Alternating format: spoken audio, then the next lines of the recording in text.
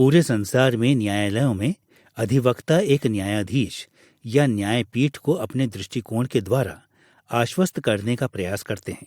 उनके तर्कों के लिए यह सदैव महत्वपूर्ण होता है कि प्रत्येक व्यक्ति मुकदमे के मूलभूत तथ्यों को समझ ले। इसलिए अक्सर मुकदमे की सुनवाई के अंत में अधिवक्ता तथ्यों को तर्क वाक्यों की एक श्रृंखला में पूरी स्पष्टता के साथ प्रस्तुत करते हैं। सच्चाई यह है, सच्चाई वह है, हुआ यह था, हुआ वह था। कई रूपों में विधिवत धर्म विज्ञान में भी कुछ ऐसा ही होता है।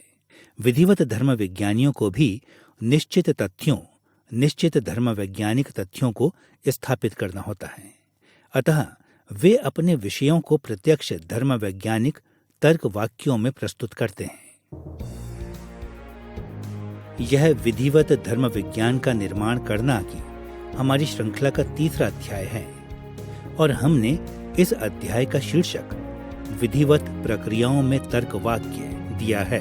पारंपरिक विधिवत धर्म विज्ञानी ठोस मसीही धर्म विज्ञान की खोज करने, उसकी व्याख्या करने और उसका बचाव करने के लिए प्रतिबद्ध हैं। और जैसा कि हम इस अध्याय में देखेंगे, उनकी प्रतिबद्धता का एक मूलभूत भाग धर्म वैज्ञानिक तर्क वाक्यों में मसीही धारणाओं को व्यक्त करना है। हमारा यह अध्याय 3 मुख्य भागों में विभाजित होगा। पहला, हम विधिवत प्रक्रियाओं में तर्क वाक्यों के प्रति एक सामान्य दिशा निर्धारण को प्राप्त करेंगे।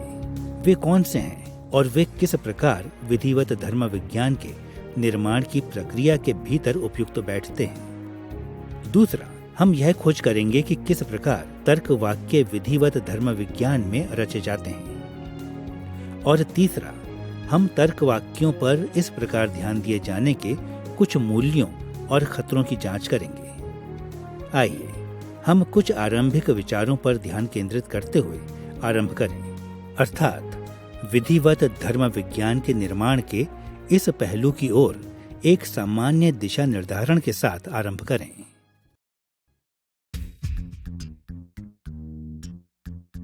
विधिवत प्रक्रियाओं में तर्क वाक्यों के प्रति हमारा दिशा निर्धारण करना 3 विषयों को स्पर्श करेगा।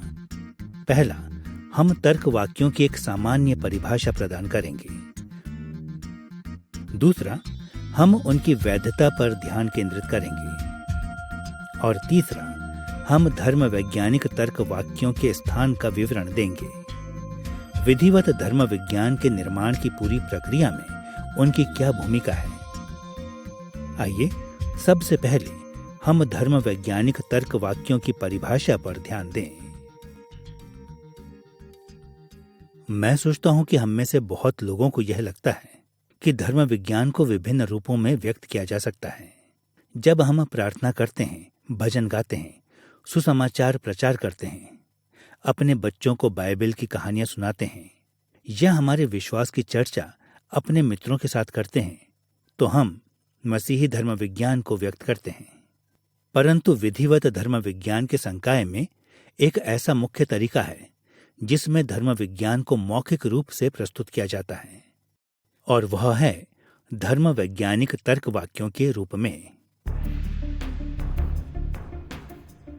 हमारे उद्देश्यों के लिए हम धर्म वैज्ञानिक तर्क वाक्यों की परिभाषा इस रूप में देंगे।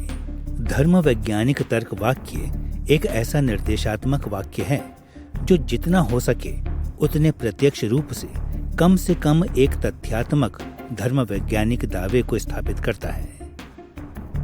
इससे पहले कि हम इस परिभाषा के विवरणों को देखें, आइए हमने जो कहा है उसके अर्थ के कुछ उदाहरणों को देखें। विलियम शेड ने अपनी पुस्तक डॉगमेटिक थियोलॉजी के दूसरे अंक के अध्याय 2 के खंड 2 में मसीह की दोहरी आज्ञाकारिता के बारे में इन कथनों को लिखा है। मसीह की सक्रिय और निष्क्रिय आज्ञाकारिता के बीच एक अंतर बनाया गया है। निष्क्रिय आज्ञाकारिता मसीह के प्रत्येक तरह के दुखों को दर्शाता है। मसीह की सक्रिय आज्ञाकारिता नैतिक व्यवस्था का उसका पूर्ण प्रदर्शन है। यहाँ हम देखते हैं कि शेड ने 3 मूलभूत दावे किए। पहला, उसने एक सामान्य कथन को कहा कि मसीह की आज्ञाकारिता का वर्णन 2 श्रेणियों में किया जा सकता है, सक्रिय और निष्क्रिय। दूसरा यह है कि मसीह की निष्क्रिय आज्ञाकारिता उसके दुखों को सहना थी, और तीसरा यह है कि मसीह की सक्रिय आज्ञाकारिता उसके द्वारा परमेश्वर की नैतिक व्यवस्था को बिना किसी दोष के पूरा करना थी। अब हमारे पिछले अध्यायों को याद करते हुए हम देख सकते हैं कि शेड ने 2 तकनीकी धर्म वैज्ञानिक शब्दों पर ध्यान केंद्रित किया, निष्क्रिय आज्ञाकारिता और सक्रिय आज्ञाकारिता। परंतु इस अध्याय में हमारी अधिक रुचि उस तरीके में होगी जिसमें शेड जैसे धर्म विज्ञानी तकनीकी शब्दों को धर्म वैज्ञानिक तर्क वाक्यों से जोड़ते हैं। इस विषय की खोज करने के लिए आइए एक बार फिर हम अपनी परिभाषा को देखें। धर्म वैज्ञानिक तर्क वाक्य एक ऐसा निर्देशात्मक वाक्य है जो जितना हो सके उतने प्रत्यक्ष रूप से कम एक तथ्यात्मक धर्म वैज्ञानिक दावे को स्थापित करता है।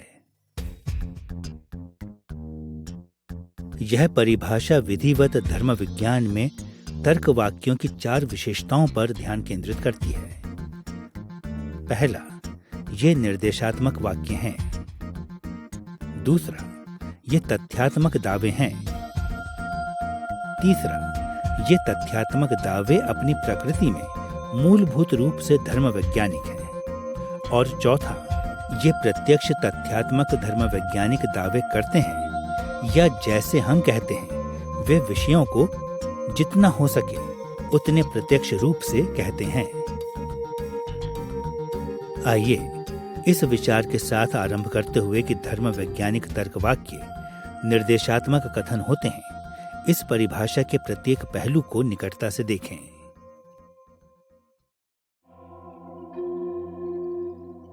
अब हम सब जानते हैं कि सामान्य मानवीय भाषा में विभिन्न प्रकार के वाक्य होते हैं। उदाहरण के लिए यह वाक्य मेरी चाबी कहाँ है एक प्रश्नवाचक वाक्य है।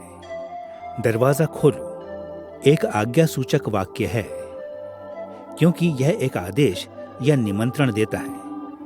इनमें से कोई भी वाक्य एक तर्क वाक्य की योग्यता नहीं रखता, परंतु यह वाक्य मेरी चाबी दरवाजे को खोल देगी एक निर्देशात्मक वाक्य है जो दर्शाता है कि चाबी क्या करेगी।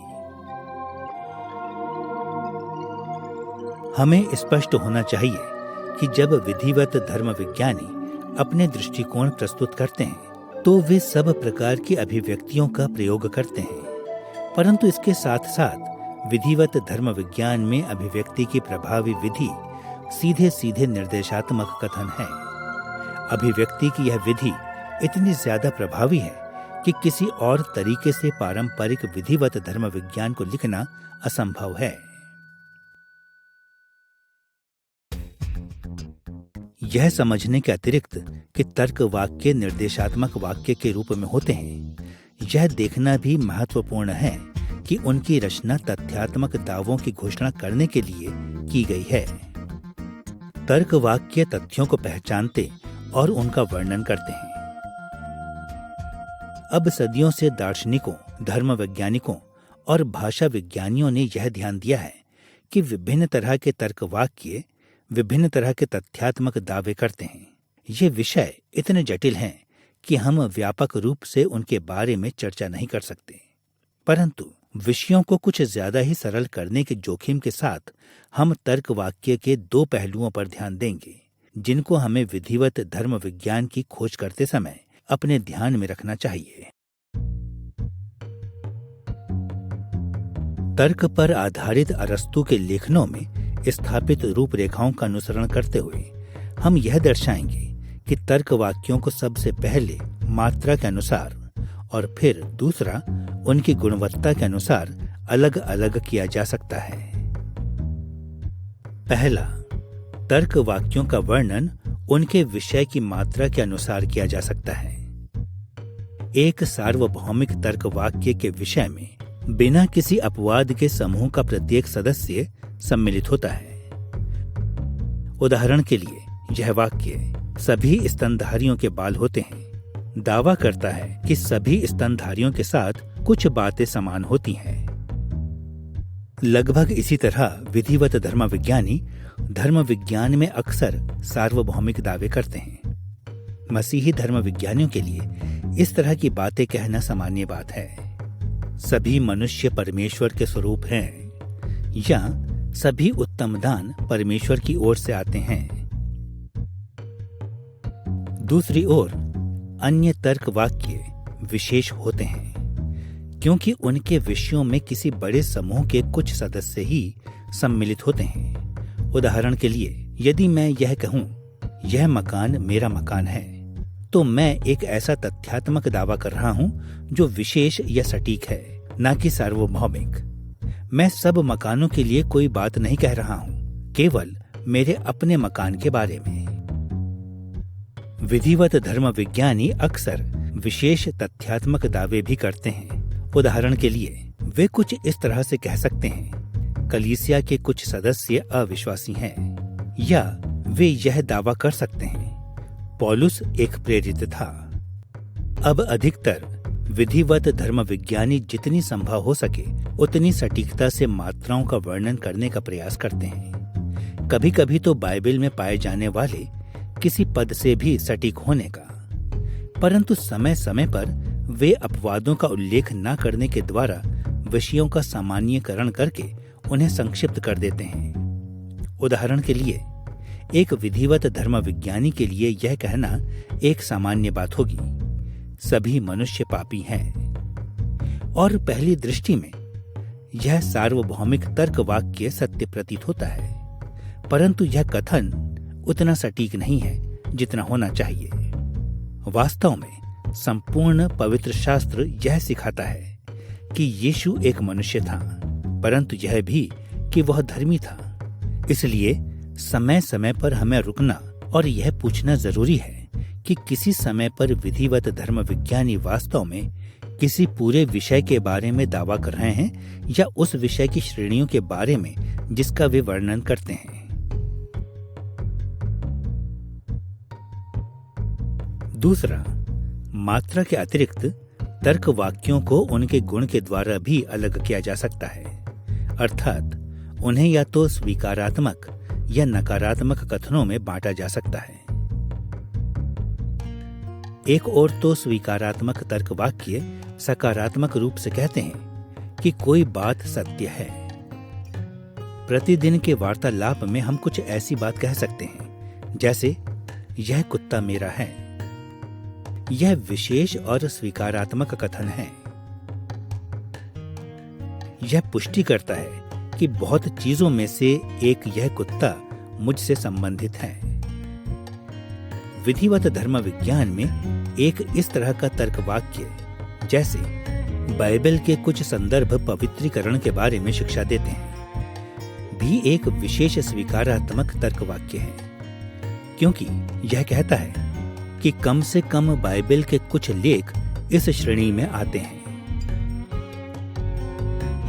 सामान्य जीवन में एक सार्वभौमिक और स्वीकारात्मक कथन में कुछ ऐसा सम्मिलित होगा, जैसे वह सब कुछ जो मैंने खो दिया मेरे लिए महत्वपूर्ण है, क्योंकि यह सकारात्मक कथन है कि वह सब कुछ जो मैंने खोया वह कम से कम उसका एक भाग है जो मेरे लिए महत्वपूर्ण है। विधिवत धर्म विज्ञानी अक्सर अपने अध्ययन के क्षेत्र में ऐसे ही कथन कहते हैं। उदाहरण के लिए इस कथन पर ध्यान दें, प्रत्येक वस्तु जो रची गई वह परमेश्वर के द्वारा रची गई। यह तर्क वाक्य पुष्टि करता है कि वह सब कुछ जिसे रचा गया वह उन वस्तुओं के समूह में है जिन्हें परमेश्वर ने रचा है। दूसरी ओर तर्क वाक्यों के नकारात्मक गुण भी हो सकते हैं, और वे या तो सार्वभौमिक या विशेष भी हो सकते हैं। उदाहरण के लिए, जब मैं यह कहता हूं यह मकान मेरा नहीं है, तो मैं एक विशेष और नकारात्मक तर्क वाक्य को कहता हूं। और यदि मैं एक सार्वभौमिक और नकारात्मक तर्क वाक्य को कहता हूं, तो मैं कुछ इस तरीके से कह सकता हूं, इस कमरे में कोई भी अंग्रेजी नहीं बोलता। विधिवत धर्म विज्ञान में नकारात्मक दावे भी प्रकट होते हैं। उदाहरण के लिए, यीशु एक पापी नहीं था, एक नकारात्मक और विशेष तर्कवाक्य है। यह एक व्यक्ति यीशु के बारे में किसी बात का इनकार करता है। और हम धर्म विज्ञान में सार्वभौमिक नकारात्मकताओं को भी पाते हैं, जैसे कि ऐसा कथन, कोई भी जो एक अविश्वासी रहता है वह बचाया नहीं जा सकता। कोई भी निरंतर रूप से अविश्वासी रहने वाला उनमें शामिल नहीं होता जो उद्धार को प्राप्त करेंगे। जब हम विधिवत धर्म विज्ञान का अध्ययन करते हैं तो मात्रा और गुण में इन भिन्नताओं को ध्यान में रखना बहुत ही महत्वपूर्ण है। उनको मिला देने से उसके विषय में बहुत सी गलतफहमियां हो सकती हैं, जिसका दावा धर्म विज्ञानी करते हैं। अब हमें अपनी परिभाषा के तीसरे पहलू की ओर मुड़ना चाहिए। धर्म वैज्ञानिक तर्कवाक्य धर्म वैज्ञानिक दावे करते हैं। जैसा कि हमने अपनी परिभाषा में लिखा है, धर्म वैज्ञानिक तर्कवाक्य न केवल तथ्यात्मक दावे करते हैं, बल्कि वे तथ्यात्मक धर्म वैज्ञानिक दावे करते हैं। अब यह सत्य है कि विधिवत धर्म विज्ञानी इतिहास के उन तथ्यों और दर्शन शास्त्रीय अवधारणाओं को दर्शाते हैं जो धर्म विज्ञान के ताने बाने में अच्छी तरह से नहीं आते, परंतु उनका मुख्य विषय धर्म विज्ञान है।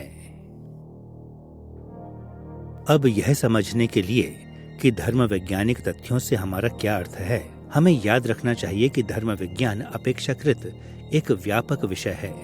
आपको याद होगा कि थॉमस एक्विनॉस ने धर्म विज्ञान की परिभाषा को दो मुख्य बातों पर आधारित किया है।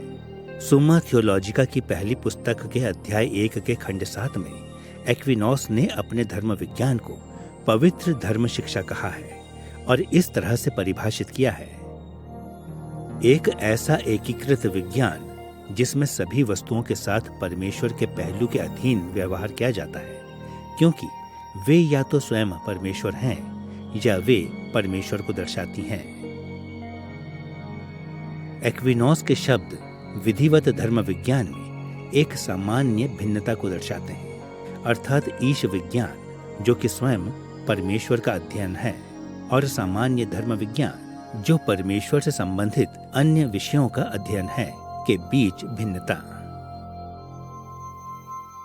इस सामान्य भिन्नता के विचार के साथ विधिवत प्रक्रियाएं अपना ध्यान धर्म विज्ञान के इन दोनों स्तरों पर केंद्रित करती हैं। एक ओर तो विधिवत धर्म विज्ञानी अपना ध्यान ईश विज्ञान पर ऐसे कथनों को कहते हुए केंद्रित करते हैं जिनका संबंध सीधे परमेश्वर से है। वे ऐसी बातें कहते हैं जैसे परमेश्वर पवित्र है या परमेश्वर ने संसार की रचना की है। परंतु दूसरी ओर एक व्यापक अर्थ में विधिवत धर्म विज्ञानी स्वयं को सामान्य धर्म विज्ञान के साथ भी जोड़ते हैं और परमेश्वर से संबंधित सृष्टि के पहलुओं के बारे में दावे करते हैं। उद्धार के विषय में वे अक्सर ऐसी बातें कहते हैं जैसे उद्धार परमेश्वर के अनुग्रह के द्वारा है, या मनुष्य की परिस्थितियों के विषय में वे अक्सर ऐसी बातें कहते हैं जैसे आज के समय में रह रहे सब लोग पापी हैं। इस भाव में धर्म वैज्ञानिक तर्कवाक्य स्वयं परमेश्वर की अपेक्षा अधिक विषयों को संबोधित करते हैं, परंतु सदैव चाहे अप्रत्यक्ष रूप से ही परमेश्वर के साथ उनके संबंध के संदर्भ में।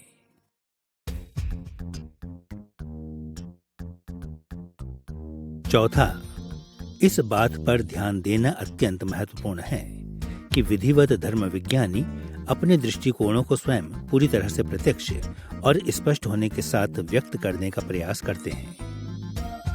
निसंदेह हम सब यह अनुभव करते हैं कि ना तो किसी बात का कोई भी विवरण और न ही परमेश्वर का कोई विवरण पूरी तरह से सिद्ध है, परंतु इसके साथ साथ विधिवत धर्म विज्ञानी जब धर्म वैज्ञानिक तर्क वाक्यों की रचना करते हैं तो जितना हो सके उतना प्रत्यक्ष रहने का प्रयास करते हैं। एक विधिवत धर्म विज्ञानी के लिए केवल यह कहना बहुत असामान्य होगा, यहोवा एक चरवाहा है, और फिर इसे वहां छोड़ देना यह कथन पवित्र शास्त्र के अनुसार सत्य है, परंतु विधिवत धर्म विज्ञानी बातों को अप्रत्यक्ष रूपों जैसे रूपकों और अन्य अलंकारों में कहने के तरीकों से बचने का प्रयास करते हैं। इसलिए यह कहने की अपेक्षा यहोवा एक चरवाहा है। विधिवत धर्म विज्ञानी विषय को प्रत्यक्ष रूप से कुछ इस तरह से कहने का प्रयास करते हैं, जैसे परमेश्वर अपने लोगों के लिए विशेष रूप से प्रबंध करता है। वे स्वयं को जितना हो सके उतना स्पष्ट, सीधे शब्दों में, सामान्य तर्क वाक्यों के रूप में व्यक्त करना चाहते हैं। सारांश में हमें यह ध्यान रखना चाहिए कि हम एक विशेष तरह की अभिव्यक्ति पर ध्यान केंद्रित कर रहे हैं, जो विधिवत धर्म विज्ञान में प्रभावशाली है। हमारे उद्देश्यों की प्राप्ति के लिए हम धर्म वैज्ञानिक अभिव्यक्तियों को निर्देशात्मक वाक्यों के रूप में सोच सकते हैं, जो जितना संभव हो उतने प्रत्यक्ष रूप में कम से कम एक तथ्यात्मक धर्म वैज्ञानिक दावा करते हैं। हमारी मूलभूत परिभाषा को ध्यान में रखते हुए हमें इस विषय की ओर हमारे सामान्य दिशा निर्धारण के दूसरे पहलू की ओर मुड़ना चाहिए। तर्क वाक्यों के साथ धर्म विज्ञान के निर्माण का क्या आधार है? इस प्रक्रिया को कौन सी बात वैध बनाती है? कलीसिया के संपूर्ण इतिहास में मसीहियों ने अक्सर अपने विश्वास को सीधे सीधे कथनों के रूप में व्यक्त किया है। उदाहरण के लिए 4वीं शताब्दी के नाइसीन के विश्वास वचन के आरंभिक वचनों को सुने। मैं विश्वास करता हूँ एकमात्र सर्व सामर्थी पिता परमेश्वर पर, जिसने आकाश, पृथ्वी और सब कुछ जो उसमें सदृश्य और अदृश्य है की सृष्टि की। नाइसीन का विश्वास वचन अन्य अति महत्वपूर्ण धर्म वैज्ञानिक तर्क वाक्यों की सूची भी देता है। इसको और कई अन्य समान विश्वास वचनों को सदियों से मसीहियों द्वारा समर्थन मिला है। इसके साथ साथ इतिहास में ऐसे भी लोग हुए हैं जिन्होंने धर्म वैज्ञानिक तर्क वाक्यों के प्रयोग की वैधता पर सवाल उठाए हैं। हमारे उद्देश्यों की प्राप्ति के लिए हम 2 मुख्य आपत्तियों का उल्लेख करेंगे। एक ओर वे चुनौतियां हैं जो दिव्य अबोधता की धर्म शिक्षा से उठ खड़ी होती हैं, और दूसरी ओर आधुनिक विज्ञान संबंधी तर्कवाद की चुनौतियां हैं। सबसे पहले इस बात पर ध्यान दें कि कैसे दिव्य अबोधता की धर्म शिक्षा ने सवाल उठाए हैं। हम सब यशायाह अध्याय 55 पद 8 से 9 के जाने माने शब्दों से परिचित हैं, जो इस धर्म शिक्षा का आधार है। क्योंकि यहोवा कहता है कि मेरे विचार और तुम्हारे विचार एक समान नहीं है, न तुम्हारी गति और मेरी गति एक सी है। क्योंकि मेरी और तुम्हारी गति में और मेरे और तुम्हारे विचारों में आकाश और पृथ्वी का अंतर है। दुर्भाग्य से बहुत से क्षेत्रों में इस और ऐसे ही अन्य अनुच्छेदों का प्रयोग इस विचार के समर्थन के लिए किया जाता रहा है कि परमेश्वर मानसिक क्षमताओं से इतना ज्यादा परे है कि हम उसका वर्णन ही नहीं कर सकते। इस दृष्टिकोण में यह कहना कि परमेश्वर प्रेम है, कुछ ऐसी बात को कहने का प्रयास करना है जिसका वास्तव में वर्णन नहीं किया जा सकता। यह कहना कि यीशु ही उद्धार का एकमात्र मार्ग है, परमेश्वर को बिना किसी आधार के सीमित करना होगा। अब इस तरह की सोच ने संपूर्ण इतिहास में कई तरह के रूपों को लिया है। उदाहरण के लिए बहुत से धर्म विज्ञानियों ने यह तर्क दिया है कि परमेश्वर के बारे में कुछ भी कहने का केवल एक ही मार्ग है, नकारने के मार्ग। इस दृष्टिकोण में हम परमेश्वर के बारे में कोई सकारात्मक कथन नहीं कह सकते। हम सृष्टि के साथ उसकी तुलना करने के द्वारा केवल उसके बारे में बातों का इनकार कर सकते हैं। हम केवल ऐसी बातें कह सकते हैं। परमेश्वर स्थान के आधार पर सीमित नहीं है। परमेश्वर समय के बंधन में नहीं है। परमेश्वर भौतिक नहीं है। अभी तक के पूरे इतिहास में कई भिन्न प्रकार के संदेही अज्ञेयवादी धर्म विज्ञानियों ने यह तर्क दिया है कि हम परमेश्वर या उससे संबंधित बातों का सकारात्मक रूप से वर्णन करने में सक्षम नहीं हैं।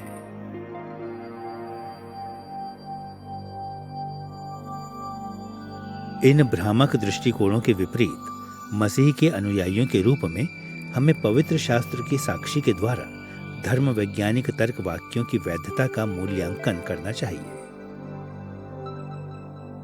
पारंपरिक विधिवत धर्म विज्ञान इस तथ्य के साथ कि परमेश्वर को तब जाना जा सकता है जब वह स्वयं को प्रकट करता है, परमेश्वर की अबोधता के बारे में बोलने के द्वारा पवित्र शास्त्र का अनुसरण करते हैं।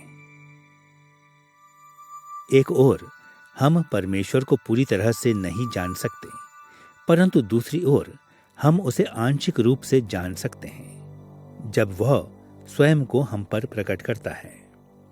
और परमेश्वर के विषय में यह आंशिक ज्ञान फिर भी सच्चा ज्ञान है। पवित्र शास्त्र का एक अनुच्छेद इस अंतर को स्पष्ट कर देता है। व्यवस्था विवरण 29 अध्याय 29 पद। इस पद में मूसा ने इस विषय को इस्राएल के लिए इस प्रकार सारगर्भित किया है। गुप्त बातें हमारे परमेश्वर यहोवा के वश में हैं, परंतु जो प्रकट की गई हैं वे सदा के लिए हमारे और हमारे वंश के वश में रहेंगी, इसलिए कि इस व्यवस्था की सब बातें पूरी की जाएं। ध्यान दें, यहां पर बातों की दो श्रेणियां सामने हैं। एक ओर मूसा ने गुप्त बातों के बारे में कहा, ये वे विषय हैं जिन्हें परमेश्वर मनुष्य पर प्रकट नहीं करता, जिन बातों का ज्ञान वह केवल स्वयं के लिए रखता है। वास्तव में हमें सदैव स्वयं को याद दिलाते रहना चाहिए कि गुप्त अप्रकाशित बातें अनश्वर हैं।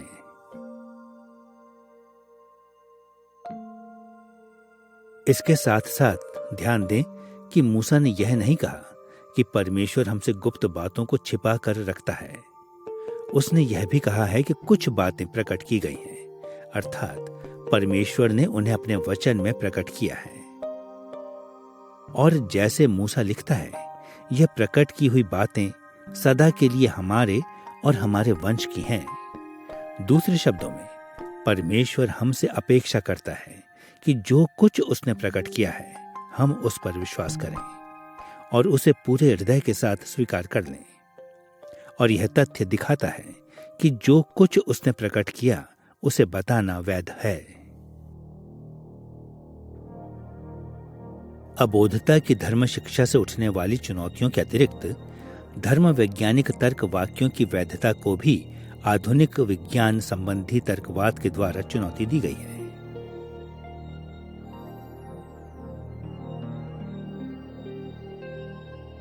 पिछली 2 सदियों में, अर्थात आधुनिक विज्ञानवाद की सदियों में, कई भिन्न साहित्यिक विचारधारा वाले लोगों ने यह तर्क दिया है कि धर्म विज्ञान एक नकली या झूठा विज्ञान है। कहने का अर्थ यह है कि हो सकता है कि विधिवत धर्म विज्ञानी विषय परक दावे करें, परंतु यह केवल दिखावा मात्र है। आधुनिक विज्ञान में जब हम एक विषय की सच्चाई को जानना चाहते हैं तो हम परिकल्पनाओं की रचना करते हैं और उन परिकल्पनाओं को प्रायोगिक या अनुभवजन्य वैधता के अधीन करते हैं। और जब एक बार परिकल्पना प्रत्यक्ष या अप्रत्यक्ष प्रायोगिक वैधता पर खरी उतरती है तो हम इसके सत्य होने को स्वीकार करते हैं। परंतु वैज्ञानिक यह दर्शाने में बड़े तीव्र रहे हैं कि धर्म वैज्ञानिक तर्क वाक्य इस तरह से नहीं जांचे जा सकते। अब हम सबको यह स्वीकार करना ही चाहिए कि कम से कम एक भाव में तो यह सच ही है। हम एक तरल पदार्थ को तो परख नली में जांच के लिए डालकर उसके गुणों का विश्लेषण कर सकते हैं, परंतु कोई भी परमेश्वर को परख नली में यह देखने के लिए नहीं डाल सकता है कि वह त्रिएक है या नहीं। हम चीजों के आकार की गणना के लिए औजारों का प्रयोग कर सकते हैं, परंतु ऐसा कोई भी औजार नहीं है जो यह देखने के लिए परमेश्वर को नाप सकता हो कि वह अनश्वर है या नहीं। इस कारण बहुत से आधुनिक लोगों ने यह तर्क दिया है कि धर्म विज्ञानी कलाकारों और कवियों के सदृश हैं, जो अपनी भावनाओं, धार्मिक बोधों और मनोभावों को प्रस्तुत करते हैं।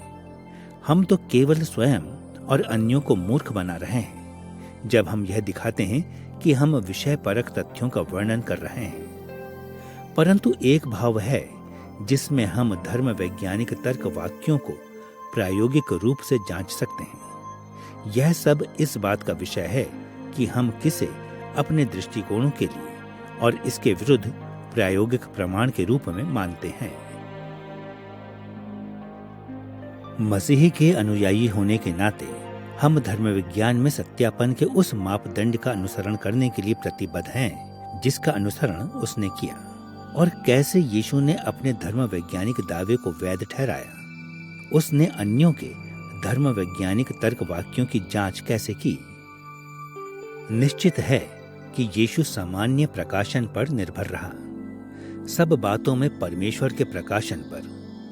यीशु पवित्र आत्मा की प्रदीप्ति पर निर्भर रहा, जैसा कि हमें आज होना चाहिए। परंतु यीशु ने शिक्षा दी कि त्रुटि रहित पवित्र शास्त्र धर्म वैज्ञानिक दृष्टिकोणों की जांच के लिए सबसे स्पष्ट और सबसे अधिक आधिकारिक प्रमाण का स्रोत है। जब यीशु धर्म वैज्ञानिक दावों की जांच करना चाहता था, तो वह अपने प्रायोगिक मापदंड के रूप में बार बार पवित्र शास्त्र की ओर मुड़ा। उदाहरण के लिए मत्ती अध्याय 15 पद 7 में जब यीशु ने फरीसियों के पाखंड को चुनौती दी, तो उसने ऐसा पवित्र शास्त्र का उल्लेख करते हुए किया। वहां हम इन शब्दों को पढ़ते हैं, हे कपटियों, यशायाह ने तुम्हारे विषय में यह भविष्यवाणी ठीक ही की है।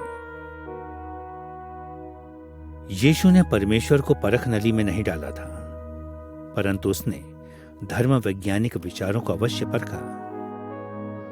उसने पवित्र शास्त्र के प्रायोगिक मापदंड के द्वारा उनका सावधानी के साथ मूल्यांकन करते हुए धर्म वैज्ञानिक प्रस्तावों को नापा।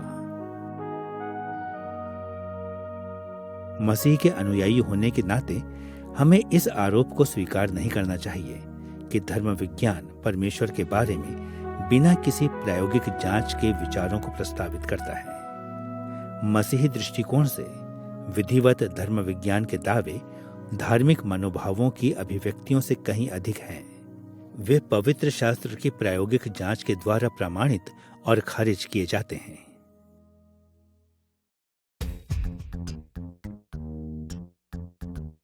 अब जबकि हमने यह देख लिया है कि धर्म वैज्ञानिक तर्क वाक्य क्या हैं और कैसे वे धर्म वैज्ञानिक तथ्यों को अभिव्यक्त करने के वैध तरीके हैं, हमें अपने तीसरे विचार की ओर मुड़ना चाहिए, विधिवत धर्म विज्ञान के निर्माण में उनका स्थान।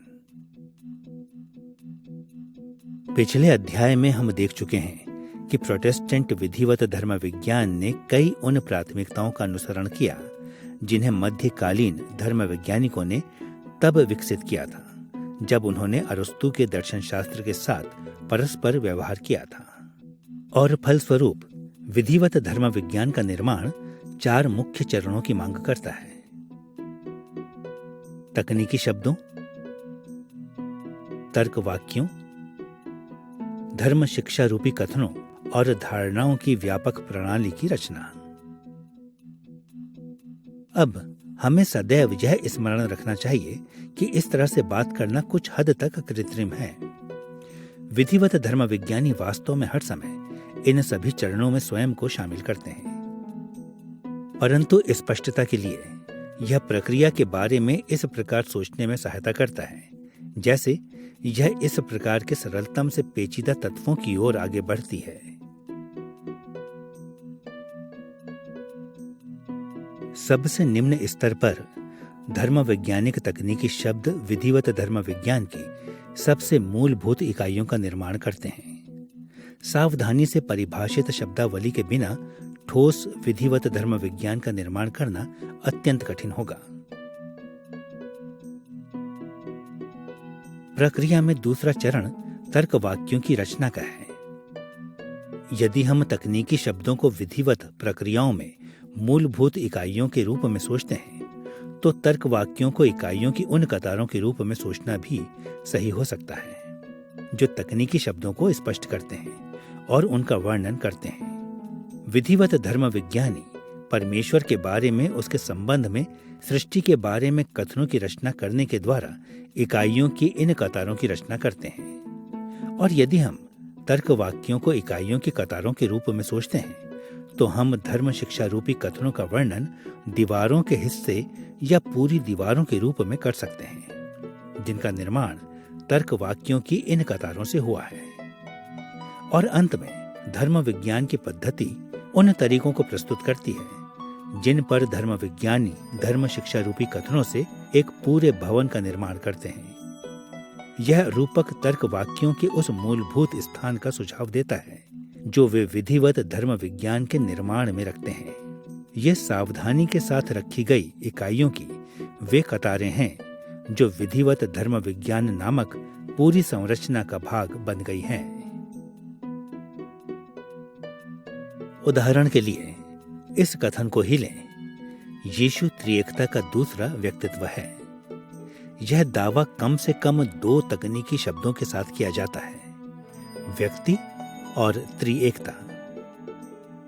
परंतु यह तर्क वाक्य इन शब्दों और उनसे संबंधित अवधारणाओं को अलग थलग नहीं छोड़ता, बल्कि उन्हें यीशु के बारे में एक सीधे साधे तथ्यात्मक दावे में एक साथ रख देता है।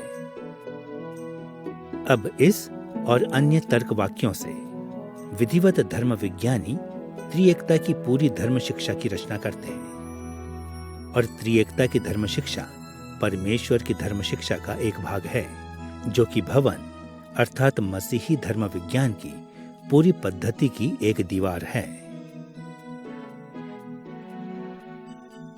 यह याद रखना अत्यंत महत्वपूर्ण है कि जब विधिवत धर्म विज्ञानी धर्म विज्ञान के बारे में चर्चा करते या लिखते हैं तो वे हर तरह की अलंकृत तकनीकों का प्रयोग करते हैं। वे विचारों को प्रस्तावित करते हैं और प्रमाणों के साथ उनको समर्थित करते हैं। वे अन्य लोगों के विचारों का समर्थन करते हैं और उनकी समीक्षा करते हैं। वे अलंकृत प्रश्न पूछते हैं। वे विचारों के ऐतिहासिक विकास को खोजते हैं। वे प्रयोजनों को दर्शाते हैं और विभिन्न तरह की मान्यताओं के सकारात्मक और नकारात्मक परिणामों की ओर संकेत करते हैं। अलंकृत तकनीकों की एक बहुत बड़ी सूची उनकी उंगलियों पर होती है, परंतु धर्म वैज्ञानिक तर्क वाक्य इन सभी व्याख्याओं, तर्कों, बचावों और प्रेरक तकनीकों को सुदृढ़ करते हैं जिन्हें हम विधिवत प्रक्रियाओं में पाते हैं। और वे विधिवत धर्म विज्ञान के निर्माण की प्रक्रिया के एक मूलभूत भाग की रचना करते हैं। अब जबकि हमारे पास विधिवत प्रक्रियाओं में तर्क वाक्यों का एक सामान्य दिशा निर्धारण है, इसलिए हमें अपने दूसरे मुख्य विषय की ओर मुड़ना चाहिए, धर्म वैज्ञानिक तर्क वाक्यों की रचना। विधिवत धर्म विज्ञानी उन तर्क वाक्यों की रचना कैसे करते हैं जिनके द्वारा वे अपने धर्म विज्ञान का निर्माण करते हैं। अपने तर्क वाक्यों की रचना करते समय जिन प्रक्रियाओं का अनुसरण अनुभवी धर्म विज्ञानी करते हैं वे बहुत जटिल होती हैं। इसलिए जब हम यह खोज करते हैं कि उनकी रचना कैसे की जाती है तो हमें ध्यान में रखना चाहिए कि हमारी चर्चा कुछ सीमा तक बनावटी होगी, परंतु फिर भी हम इन प्रक्रियाओं के कुछ महत्वपूर्ण पहलुओं को दर्शाएंगे जो हमारी सहायता करेगी कि हम विधिवत धर्म विज्ञान का निर्माण और अधिक उत्तरदायित्व के साथ करें। हम 2 मूलभूत दिशाओं में देखेंगे। पहली, हम उन तर्क वाक्यों को देखेंगे जो उन तरीकों से निकलती हैं जिनमें विधिवत धर्म विज्ञानी दर्शन शास्त्र के साथ परस्पर व्यवहार करते हैं। और दूसरी, हम उन तरीकों को और अधिक गहराई से देखेंगे जिनमें विधिवत धर्म विज्ञानी बाइबल से तर्क वाक्यों की रचना करते हैं। आइए सबसे पहले इस तथ्य पर ध्यान दें कि विधिवत धर्म विज्ञान में बहुत से तर्क वाक्य वास्तव में दर्शन शास्त्र से निकलकर आते हैं। आपको पिछले अध्यायों से याद होगा कि धर्माध्यक्षीय अवधि में बहुत से मसीही धर्म विज्ञानी यह मानते थे कि नियो प्लेटोवाद के बहुत से पहलू पवित्र शास्त्र के अनुरूप थे। अतः उन्होंने अपनी धारणाओं को दर्शन शास्त्र की जानकारी के साथ व्यक्त किया। धर्माध्यक्षीय अवधि में अधिकांश मसीही विद्वान मानते थे कि अरस्तु का दर्शन शास्त्र कई विशेष रूपों में पवित्र शास्त्र के अनुरूप था। इसलिए जिन बहुत सी बातों को उन्होंने कहा वे अरस्तु के दृष्टिकोण से रची गईं, और यहां तक कि प्रोटेस्टेंट विधिवत धर्म विज्ञान में विभिन्न आधुनिक दर्शन शास्त्रों ने महत्वपूर्ण दिशा निर्धारणों को प्रदान किया है, चाहे वे भलाई के हों या हानि के। और फलस्वरूप बहुत से दावे जो विधिवत धर्म विज्ञान में पाए जाते हैं वे दार्शनिक विचार विमर्शों से निकलते हैं। अब हमें इस बात के लिए सावधान रहना चाहिए जब हम देखते हैं कि बहुत से तर्क वाक्य ऐसे दार्शनिक विचारों की जड़ से निकलते हैं, क्योंकि पवित्र शास्त्र हमें दर्शन शास्त्र के विरुद्ध चेतावनी भी देता है और साथ ही इसका प्रयोग करने के लिए उत्साहित भी करता है। एक ओर तो हमें पहला कुरिन्थियों 1:20 जैसी चेतावनियों पर ध्यान देना चाहिए, जहां प्रेरित पौलुस ने गैर मसीही दर्शन शास्त्र का मजाक उड़ाया है। कहां रहा ज्ञानवान, कहां रहा शास्त्री, कहां इस संसार का विवादी? क्या परमेश्वर ने संसार के ज्ञान को मूर्खता नहीं ठहराया? यह महत्वपूर्ण है कि मसीही धर्म विज्ञानी मसीही धर्म विज्ञान और गैर मसीही दर्शन शास्त्रों के बीच के मूलभूत विरोधाभास को याद रखे।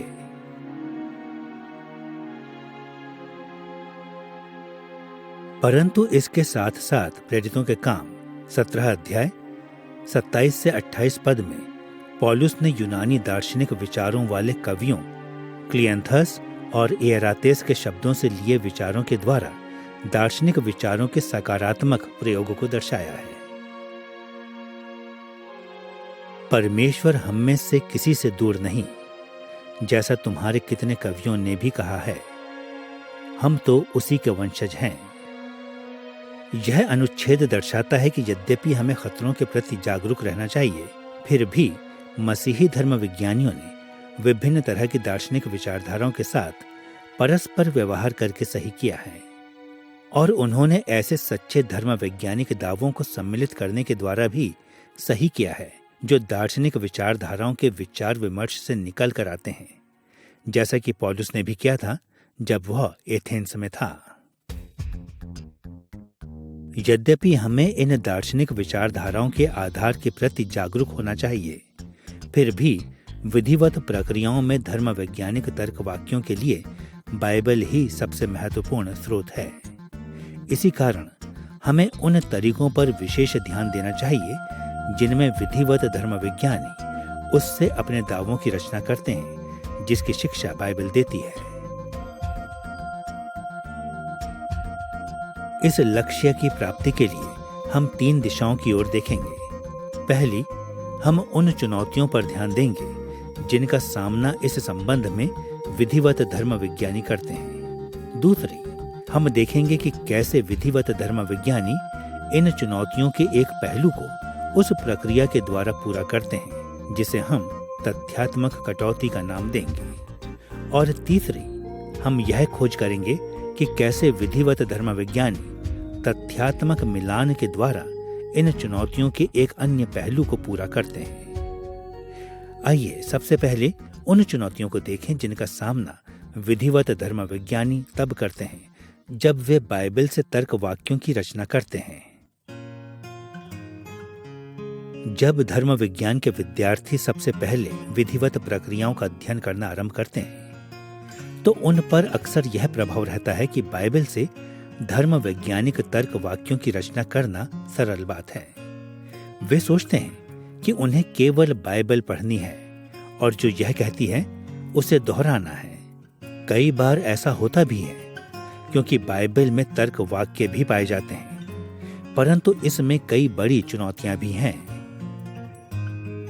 मनुष्य के नश्वर होने और पाप के प्रभावों के अतिरिक्त पवित्र शास्त्र धर्म वैज्ञानिक तर्क वाक्यों की रचना करने में कम से कम 2 चुनौतियां प्रस्तुत करता है। एक चुनौती उस साहित्यिक भिन्नता के कारण उठती है जिसे हम बाइबल में पाते हैं, और दूसरी चुनौती बाइबल के धर्म शिक्षा संबंधी व्यवस्था से उठती है।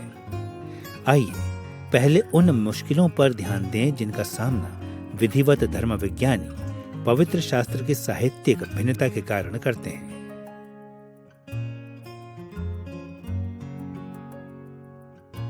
बाइबल एक सपाट साहित्यिक भूमि नहीं है जो एक ही तरह की सामग्री बार बार दोहराए।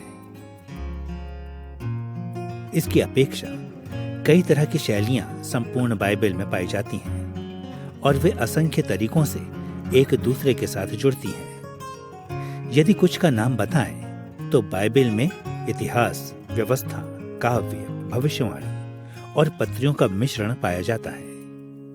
इनमें से प्रत्येक वृहत शैली में विभिन्न प्रकार की अभिव्यक्तियां होती हैं, जैसे कथन, आज्ञाएं, प्रश्न, शिकायतें, उत्साह वचन, विस्मय वचन, आशीष वचन, उद्धरण, सूचियां, विधियां, शीर्षक, तकनीकी निर्देश, हस्ताक्षर आदि। यह सूची आगे और आगे बढ़ती रहती है और इन सभी भिन्नताओं के साथ साथ भाषा, अलंकार और अन्य साहित्यिक जटिलताएं भी होती हैं जो कई भिन्न रूपों में पवित्र शास्त्र को सुसज्जित करती हैं।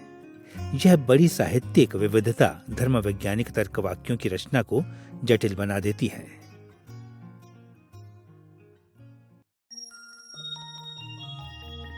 एक क्षण के लिए कल्पना करें कि यदि बाइबल केवल सीधे सीधे तर्क वाक्यों से ही बनी हुई पुस्तक होती, अर्थात उसमें एक के बाद एक धर्म वैज्ञानिक तथ्य होते। यदि ऐसा होता तो विधिवत धर्म विज्ञान में बाइबल का प्रयोग करना अपेक्षाकृत आसान होता, परंतु निसंदेह पवित्र शास्त्र ऐसा नहीं है। यह साहित्यिक रूप से विविधता से भरा है।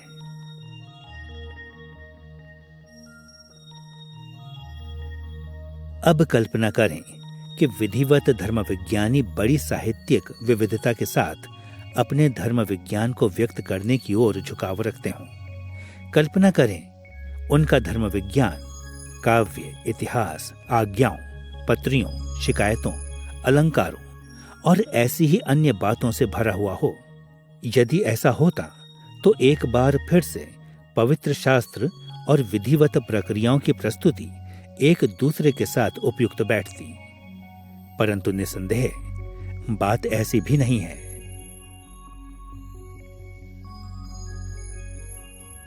सच्चाई यह है कि बाइबल साहित्यिक रूप से विविधतापूर्ण है, परंतु विधिवत धर्म विज्ञानी बाइबल की शिक्षा को लगभग तर्क वाक्यों में ही व्यक्त करते हैं। वास्तव में विधिवत धर्म विज्ञानियों को बाइबल में पाए जाने वाले विभिन्न प्रकार के साहित्यों को एक विशेष प्रकार की अभिव्यक्ति में समाहित करना पड़ता है और यह विषमता उन बड़ी चुनौतियों में से एक है जिनका सामना विधिवत धर्म विज्ञानी करते हैं।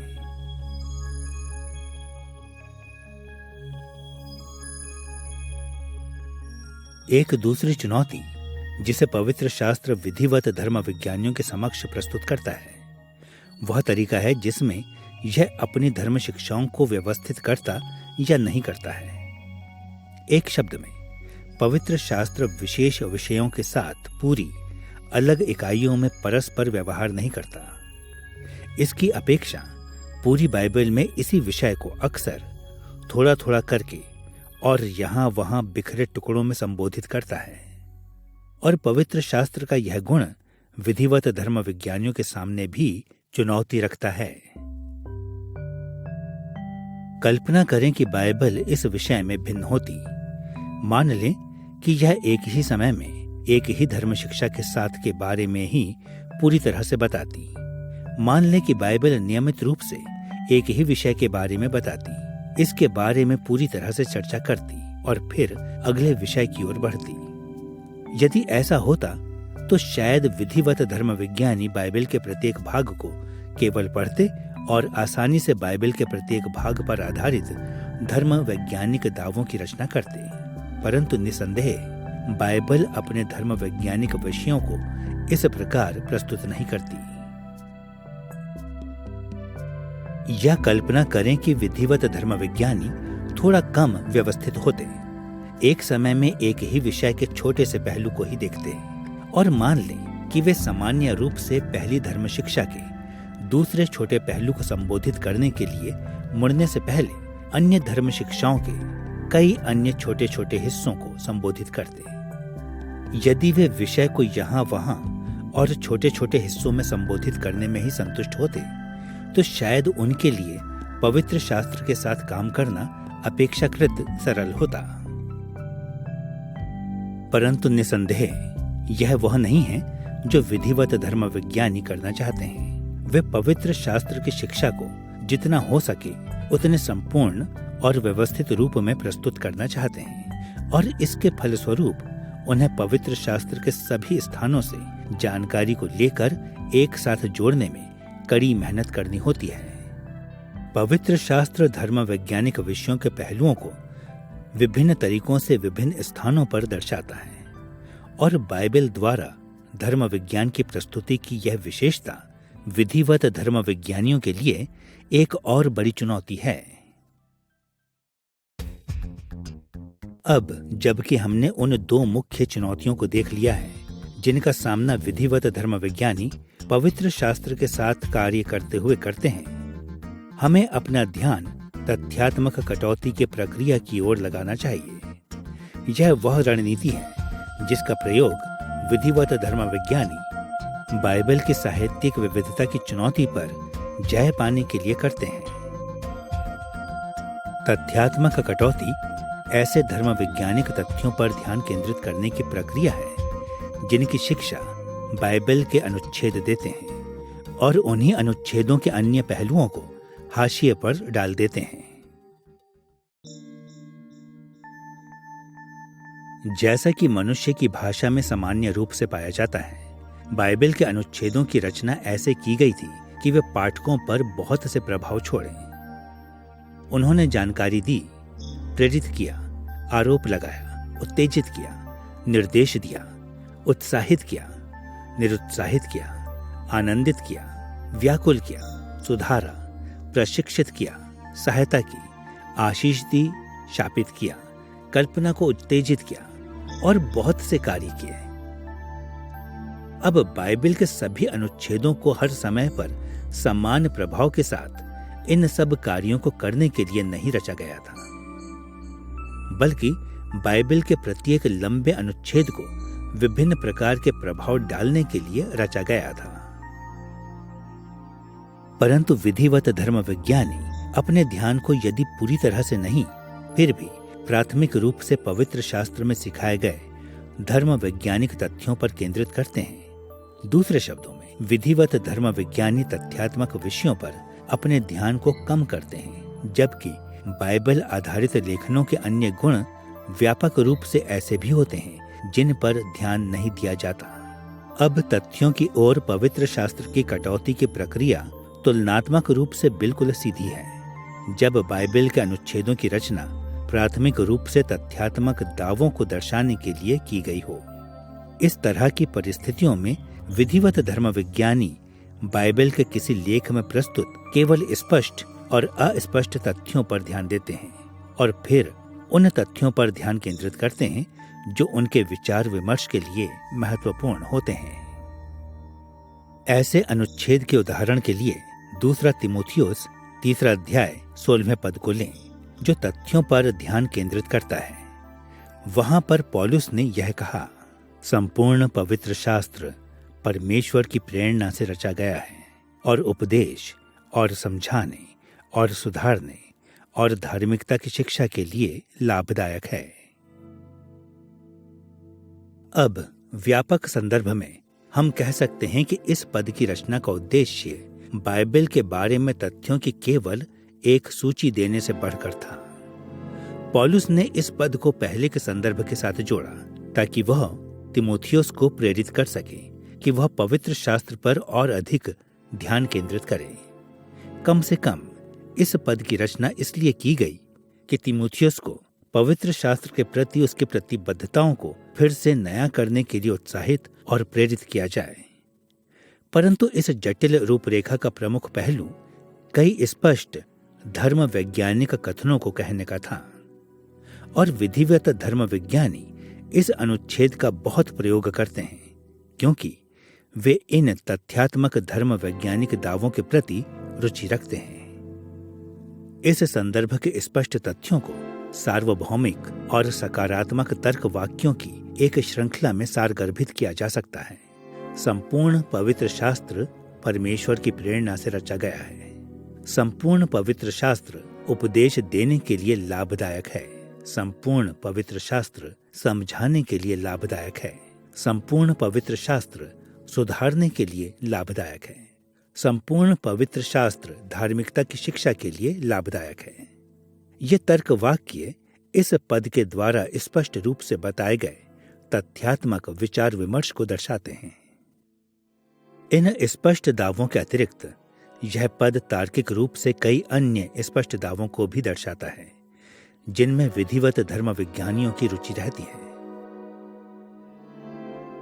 उदाहरण के लिए यह कहना उचित है कि परमेश्वर ने अपनी इच्छा को बताना चाहा। इस अनुच्छेद का यह भी अर्थ निकलता है कि पवित्र शास्त्र के प्रति ध्यान पवित्रीकरण के लिए महत्वपूर्ण है। और यद्यपि पौलुस ने विशेषकर पुराने नियम के पवित्र शास्त्र के बारे में बात की है, फिर भी उसका अर्थ यह भी था कि नए नियम का पवित्र शास्त्र भी प्रेरणा प्राप्त है और इन रूपों में लाभदायक है। इन स्पष्ट और अस्पष्ट धर्म वैज्ञानिक तथ्यों के वर्णन के साथ विधिवत धर्म विज्ञानी फिर इन सत्यों का प्रयोग भिन्न धर्म वैज्ञानिक विषयों के प्रति अपने व्यवहारों को स्पष्ट करने और उसका बचाव करने के लिए कर सकते हैं। जैसा कि आप कल्पना कर सकते हैं, यह पद पवित्र शास्त्र की धर्म शिक्षा के विषय में किए जाने वाले दावों के समर्थन के लिए विधिवत धर्म विज्ञान में बार बार प्रकट होता है। उदाहरण के लिए रॉबर्ट रेमंड अपनी पुस्तक सिस्टमैटिक थियोलॉजी के दूसरे अध्याय में 2 तीमुथियुस 3:16 का उल्लेख अपने इस दावे के समर्थन के लिए करता है कि पवित्र शास्त्र त्रुटि रहित है। वहां उसने यह लिखा है, बाइबल के लेखक परमेश्वर के लिखित वचन के त्रुटि रहित होने का दावा करते हैं, जो उसने प्रेरणा के द्वारा उनके माध्यम से मनुष्य जाति को दिया है। इस तरह का कथन एक ऐसा विशिष्ट तरीका है जिसमें इस पद का प्रयोग विधिवत प्रक्रियाओं में किया जाता है। परंतु 2 तीमुथियुस 3:16 में सिखाए गए स्पष्ट और अस्पष्ट धर्म वैज्ञानिक तथ्य अन्य पारंपरिक धर्म वैज्ञानिक विषयों को भी संबोधित करते हैं। उदाहरण के लिए विधिवत धर्म विज्ञानी इस अनुच्छेद का उल्लेख ईश विज्ञान के विषय के तहत इस प्रमाण के रूप में कर सकते हैं कि परमेश्वर दयालु है, क्योंकि उसने स्वयं को मनुष्य जाति पर प्रकट किया है। वे इसका प्रयोग कलीसियाई विज्ञान की धर्म शिक्षा में यह स्थापित करने के लिए कर सकते हैं कि पवित्र शास्त्र का पढ़ा जाना और प्रचार कलीसिया में अनुग्रह प्राप्त करने का माध्यम है। वे इसका उल्लेख युगांत विज्ञान के विषय के तहत बाइबल आधारित भविष्यवाणी की विश्वसनीयता को स्थापित करने के लिए भी कर सकते हैं। संभावनाएं बहुत सी हैं। बाइबल के ऐसे अनुच्छेदों के साथ जो धर्म वैज्ञानिक तर्क वाक्यों से बहुत मिलते जुलते हैं, तथ्यात्मक कटौती की प्रक्रिया अपेक्षाकृत सरल है।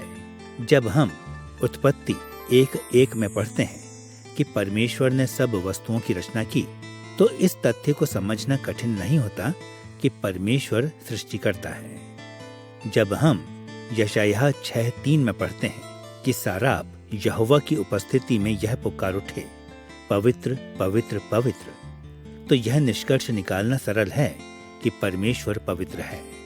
जब हम रोमियो 3:28 में पढ़ते हैं कि धर्मी ठहराना कार्यों के द्वारा नहीं बल्कि विश्वास के द्वारा होता है, तो हम इस कथन को उद्धार विज्ञान के हमारे विचार विमर्श में ला सकते हैं।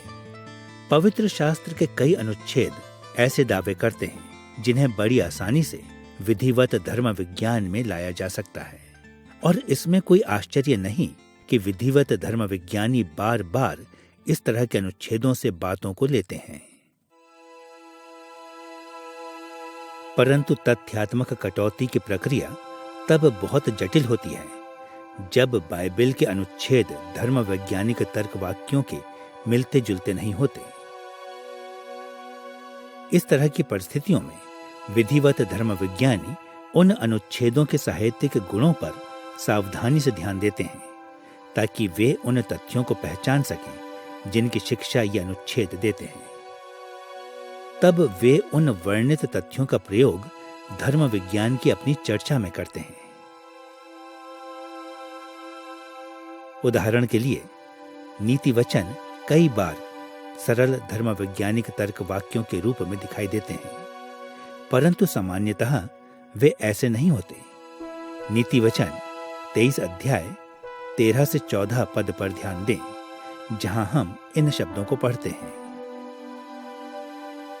लड़के की ताड़ना ना छोड़ना, क्योंकि यदि तू उसको छड़ी से मारे तो वह ना मरेगा, तू उसको छड़ी से मारकर उसका प्राण अधोलोक से बचाएगा। अब पहली नजर में यह नीति वचन दो तथ्यात्मक दावे करता प्रतीत होता है। यह कहता है कि वह बच्चा जो अनुशासित है ना मरेगा, और यह कहता है कि एक पिता जो अपने पुत्र को अनुशासित करता है उसका प्राण अधोलोक से बचाएगा। परंतु नीति वचन की शैली में इस तरह के कथन कभी भी स्पष्ट रूप से सीधे सीधे तर्क वाक्य नहीं होते। एक सचेत व्याख्याकार यह देखेगा कि ये पद अनुशासन के प्रभावकारी होने के बारे में सीधे सीधे दावे नहीं करते और न ही इस बात के प्रति आश्वस्त करते हैं। इसकी अपेक्षा ये पद एक बुद्धिमान पिता को उत्साहित करते हैं कि वे अपने बच्चों को अनुशासित करें, क्योंकि अनुशासन उनके बच्चों के जीवनों में सकारात्मक परिणामों को उत्पन्न करता है। सच्चाई तो यह है कि जैसे इन पदों के पहले भाग दर्शाते हैं, इस नीति वचन की रचना प्राथमिक रूप से पिता को एक उपदेश देने के लिए की गई थी। बुद्धिमान ने कहा है, लड़के की ताड़ना ना छोड़ना। पिता को यहां अपने बच्चों को अनुशासित करने की सलाह दी गई है।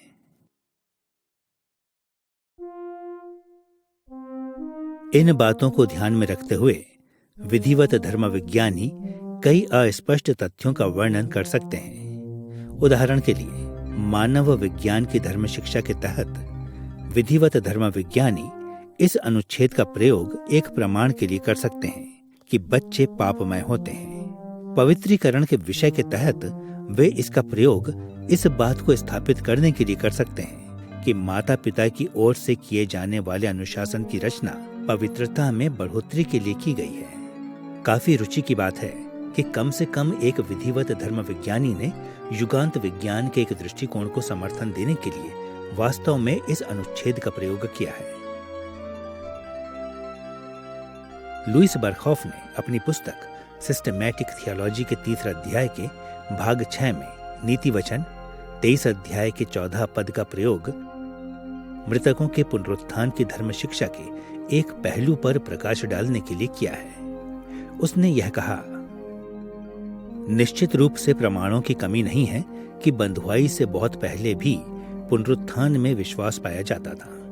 इस अनुच्छेद में यह अर्थ निहित है जो अधोलोक से प्राण के छुटकारे के बारे में कहता है। यहां बरखौफ निष्कर्ष निकालता है कि नीति वचन 23-14 के शब्दों उसके प्राण को अधोलोक से बचाएगा ने यह दर्शाया है कि पुराने नियम में विश्वास योग्य इस्राएलियों ने मृतकों के सामान्य पुनरुत्थान पर विश्वास किया था।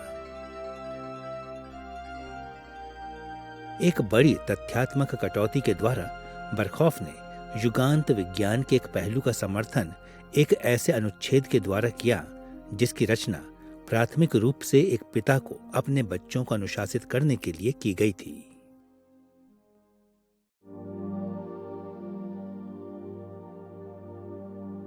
अब कई बार तथ्यों पर ध्यान केंद्रित करना और भी अधिक कटौती भरा हो सकता है। उदाहरण के लिए आपको याद होगा कि विधिवत धर्म विज्ञानी जितना हो सके बातों को उतने ही प्रत्यक्ष रूप से कहने का प्रयास करते हैं। इसलिए यदि किसी अनुच्छेद में भाषा के अलंकार हों तो विधिवत धर्म विज्ञानी यह स्पष्ट करने का प्रयास करते हैं कि भाषा के उन अलंकारों का सीधा सीधा अर्थ क्या है।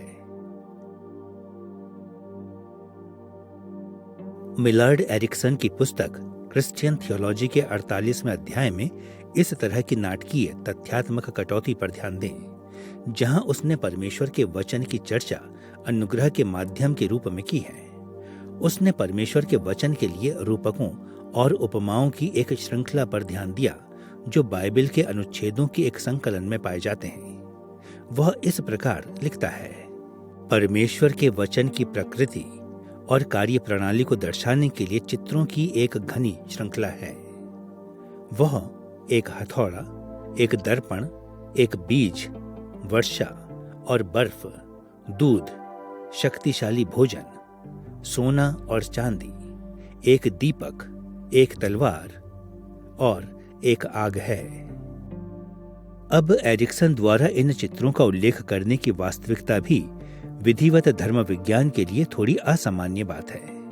फिर भी हमें ध्यान देना चाहिए कि इन चित्रों द्वारा पाठकों पर पड़ सकने वाले घने काल्पनिक प्रभाव की खोज करने की अपेक्षा उसने उन्हें तथ्यात्मक कटौती के माध्यम से एक सरल और सीधे सीधे तर्क वाक्य में सारगर्भित किया। वह इस प्रकार लिखता है, ये चित्र चित्रित रूप में इस विचार को दर्शाते हैं कि परमेश्वर का वचन सामर्थी है और एक व्यक्ति के जीवन में महान कार्य को पूरा करने में सक्षम है। अब मैं किसी ऐसे व्यक्ति की कल्पना नहीं कर सकता जो गंभीरता के साथ उसके इस आकलन से असहमत हो, परंतु यह भी स्पष्ट है कि उसका यह आकलन व्यापक तथ्यात्मक कटौती के फल स्वरूप है, जिसमें वह इन चित्रों के व्यापक प्रभाव को केवल उस तथ्य को सामान्य रूप से कहने के कारण हाशिए पर कर देता है जिसे उन्होंने प्रमाणित किया। जैसे कि आप कल्पना कर सकते हैं, तथ्यात्मक कटौती की प्रक्रिया इस तरीके से कई अनुच्छेदों के साथ कार्य करती है। उदाहरण के लिए हम निर्गमन अध्याय 20 पद 3 की पहली आज्ञा से कह सकते हैं, जहां परमेश्वर कहता है कि उसके सामने और कोई ईश्वर नहीं होना चाहिए, कि पवित्र शास्त्र का परमेश्वर अन्य सभी अलौकिक शक्तियों से सर्वोच्च है। हम भजन संहिता 105 के पहले पद से यह निष्कर्ष निकाल सकते हैं, जो परमेश्वर की प्रशंसा की बुलाहट देता है कि परमेश्वर प्रशंसा के योग्य है। जब बाइबल के अनुच्छेदों की रचना उसके पाठकों पर अनेक प्रभावों को छोड़ने के लिए की गई हो, तब भी विधिवत धर्म विज्ञानी अधिकतर तथ्यात्मक विषय वस्तु पर ध्यान केंद्रित करते हैं और इन तथ्यों को प्रत्यक्ष धर्म वैज्ञानिक तर्क वाक्यों में स्पष्ट करते हैं।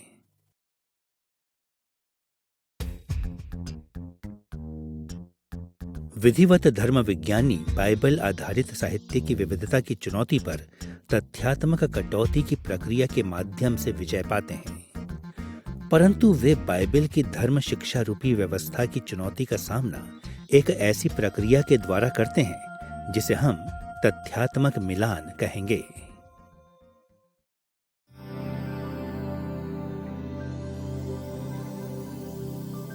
क्योंकि किसी एक विशेष विषय पर पवित्र शास्त्र की शिक्षाएं पूरी बाइबल में बिखरी हुई हैं, इसलिए विधिवत धर्म विज्ञानियों को अपने तर्क वाक्यों की रचना के लिए पूरी बाइबल में से अनुच्छेदों को मिलाना या इकट्ठा करना पड़ता है। यह देखना असामान्य नहीं है कि उत्पत्ति के अनुच्छेदों को रोमियो की पत्री के अनुच्छेदों के साथ या भजन संहिता के भागों को याकूब के पदों के साथ या मत्ती के हिस्सों को प्रकाशित वाक्य के साथ रख दिया जाता है। अनुच्छेदों को बाइबल के बहुत ही भिन्न हिस्सों से इकट्ठा किया जाता है और एक दूसरे के साथ जोड़ दिया जाता है, क्योंकि वे मिलते जुलते धर्म वैज्ञानिक तथ्यों को सिखाते हैं। पवित्र शास्त्र के विभिन्न भागों के तथ्यों के मिलान की प्रक्रिया कई भिन्न पद्धतियों का अनुसरण करती है, परंतु इसे सरल बनाने के लिए हम उन दो मुख्य तरीकों का उल्लेख करेंगे जिसमें यह किया जाता है। एक ओर कुछ अनुच्छेदों का मिलान किया जाता है, उन्हें इकट्ठा किया जाता है क्योंकि वे एक समान तथ्यों को दोहराते हैं। दूसरी ओर कुछ अनुच्छेदों का मिलान इसलिए किया जाता है या उन्हें इकट्ठा किया जाता है क्योंकि वे एक साथ एक जटिल धर्म वैज्ञानिक दावे की रचना करते हैं। आइए इन दो प्रक्रियाओं को विस्तार से देखें। पहली, विधिवत धर्म विज्ञानी अक्सर धर्म वैज्ञानिक तर्क वाक्यों का निर्माण ऐसे अनुच्छेदों से करते हैं जो एक समान मूलभूत विचार को दोहराते हैं। हम बहुत बार अपने प्रतिदिन के जीवन में इस तरीके से सोचते रहते हैं। मान लें कि आपको लगे कि आपने कुछ पैसा खो दिया है। आप क्या करेंगे? आप अपनी जेब में रखे पैसों की गिनती करेंगे। परंतु यदि आप फिर भी आश्वस्त नहीं हो तो आप उसे तब तक बार बार गिनते रहेंगे जब तक आप पूरी तरह से आश्वस्त नहीं हो जाते कि या तो आपने पैसा खोया है या नहीं खोया है। कई रूपों में विधिवत धर्म विज्ञानी भी कुछ ऐसा ही करते हैं जब वे पवित्र शास्त्र के ऐसे पदों का मिलान करते हैं जो एक ही धर्म वैज्ञानिक तथ्यों को दोहराते हैं। उन्हें शायद लगता हो कि उन्होंने एक अनुच्छेद को अच्छी तरह से समझ लिया है। वे शायद मानते हों कि उन्होंने इससे एक सच्चे धर्म वैज्ञानिक तर्क वाक्य की रचना कर ली हो। इसलिए वे बाइबल के कई हिस्सों को देखते हैं कि क्या वही अभिप्राय वहां भी पाया जा सकता है या नहीं। उदाहरण के लिए, जब लुईस बरखॉफ ने अपनी पुस्तक सिस्टमैटिक थियोलॉजी के पहले हिस्से के 8वें अध्याय में मसीह के परमेश्वरत्व पर चर्चा की तो यह दावा किया, बाइबल स्पष्टता से पुत्र के परमेश्वरत्व की पुष्टि करती है। परंतु क्योंकि बरखॉफ जानता था कि बहुत से लोगों ने इस दावे को नकार दिया है, इसलिए उसने अपने दृष्टिकोण का समर्थन केवल एक ही अनुच्छेद से नहीं किया। इसकी अपेक्षा उसने दर्शाया कि इस धर्म वैज्ञानिक तथ्य का दावा यूहन्ना 1:1, यूहन्ना 20:28, रोमियो 9:5, फिलिपियों 2:6, तीतुस 2:13 और पहला यूहन्ना 5:20 में बड़ी स्पष्टता के साथ किया गया है।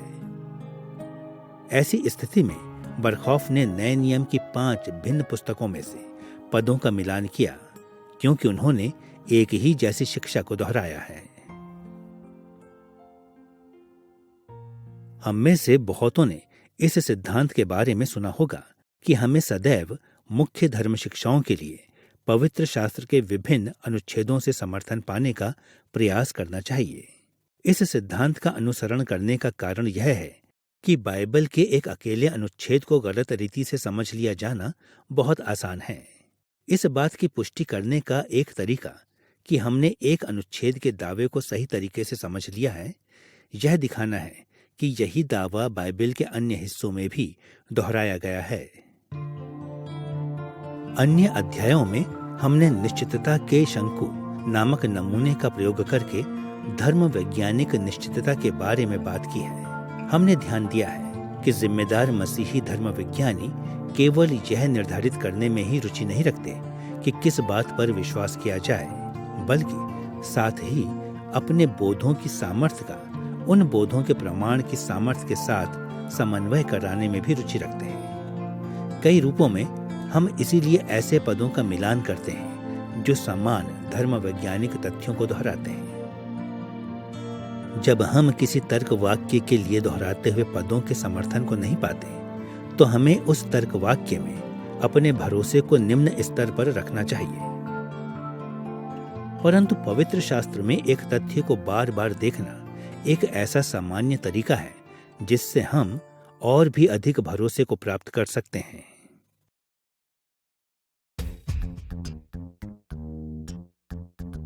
दोहराने वाला मिलान जितना भी महत्वपूर्ण हो, विधिवत धर्म विज्ञानी धर्म वैज्ञानिक तर्क वाक्यों के समर्थन के लिए बाइबल के अनुच्छेदों का मिलान भी करते हैं।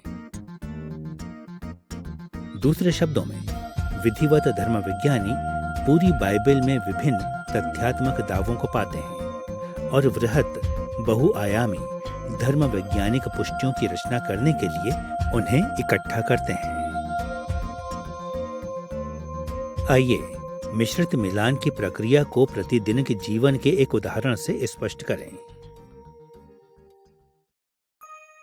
कल्पना करें कि जैसे ही मैं बाहर जाने वाला होता हूँ, मुझे गड़गड़ाहट की आवाज सुनाई देती है और मुझे लगता है कि वर्षा हो रही है।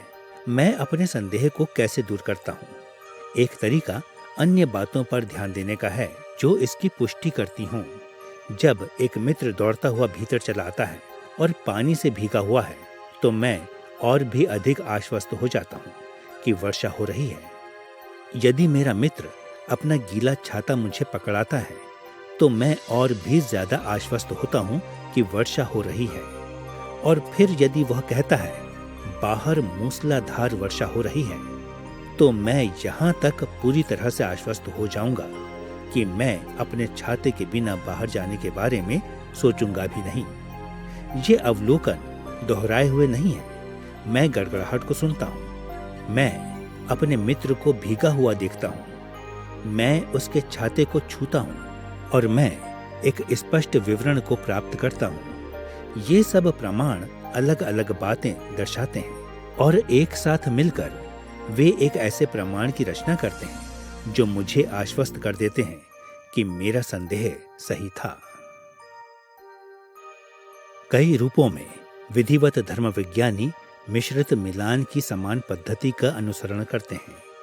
वे ध्यान देते हैं कि एक अनुच्छेद में एक बात सिखाई गई है, तब वे ध्यान देते हैं कि अन्य संबंधित विषय का दावा किसी दूसरे अनुच्छेद में किया गया है। तब वे अन्य अनुच्छेदों को पाते हैं जो अन्य प्रासंगिक विचारों की शिक्षा देते हैं। तब वे इस सारी जानकारी को एकत्र करके इन सभी धर्म वैज्ञानिक तथ्यों से बने एक धर्म वैज्ञानिक तर्क वाक्य की रचना करते हैं। यह देखने के लिए कि यह प्रक्रिया कैसे कार्य करती है, आइए हम बरखौफ की पुस्तक सिस्टमैटिक थियोलॉजी के भाग 1 के अध्याय 8 में मसीह के परमेश्वरत्व पर उसकी चर्चा की ओर मुड़े।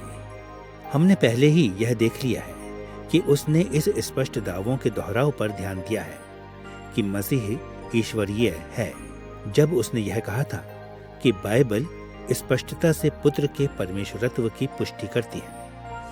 परंतु उसके धर्म वैज्ञानिक तर्क वाक्य कि मसीह पूरी तरह से ईश्वरीय है को संबंधित परंतु भिन्न दावों के मिश्रित मिलान के द्वारा भी समर्थन मिलता है, जिसे उसने पवित्र शास्त्र के कई हिस्सों से खोजा था। उसने इस तरीके से कहना जारी रखा, बाइबल भी उसके साथ ईश्वरीय नामों को जोड़ती है, उसमें ईश्वरीय गुणों को जोड़ती है, उसके बारे में ऐसे बोलती है जो ईश्वरीय कार्य करता है और उसे ईश्वरीय सम्मान देती है। बरखौफ का यह निष्कर्ष कि मसीह परमेश्वर है, इनमें से किसी भी दावे पर अलग अलग आधारित नहीं था, बल्कि इन सभी धर्म वैज्ञानिक दावों पर सामूहिक रूप से आधारित था। यह समझना कठिन नहीं है कि बरखौफ ने ऐसा क्यों किया। मसीह के ईश्वरीय होने की धारणा को पवित्र शास्त्र के कई व्याख्याकारों के द्वारा चुनौती दी गई है। इसलिए केवल यह दिखाना पर्याप्त नहीं था कि कुछ पद स्पष्ट रूप से उसके ईश्वरत्व की पुष्टि करते हैं। वह यह पुष्टि करना चाहता था कि उसने अन्य बातों के समर्थन को प्राप्त करके इन पदों को सही रूप से समझ लिया था। यह सच्चाई कि पवित्र शास्त्र मसीह के साथ ईश्वरीय नामों को जोड़ता है और कि वे उसमें ईश्वरीय गुणों को जोड़ते हैं, जैसे सर्वव्यापी और सर्वज्ञानी, और कि वे उसके बारे में यह बोलते हैं कि वह परमेश्वर के समान कार्य करता है, जैसे सब वस्तुओं की रचना करना और संभालना, और कि वे उसे ऐसा सम्मान देते हैं जैसा केवल परमेश्वर को मिलता है, जैसे आराधना और प्रार्थना। ये बाइबल आधारित तथ्यात्मक दावे एक साथ मिलकर ऐसे मजबूत प्रमाण की रचना करते हैं कि बरखौफ के पास में एक सच्चा धर्म वैज्ञानिक तर्क वाक्य था। यह तर्क वाक्य कि मसीह ईश्वरीय है।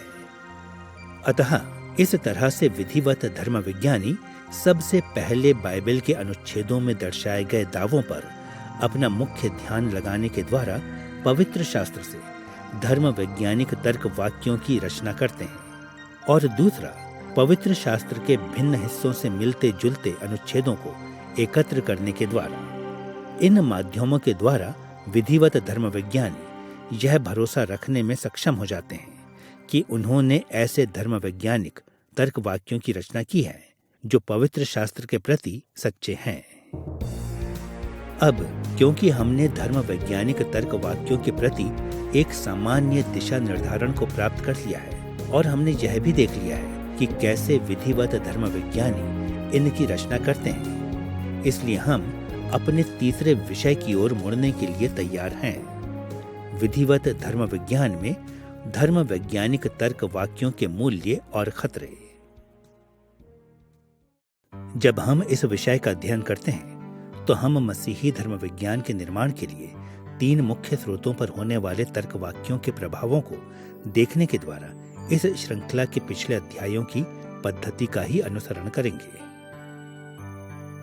आपको याद होगा कि मसीहियों को परमेश्वर के सामान्य और विशेष प्रकाशन से ही धर्म विज्ञान का निर्माण करना होता है।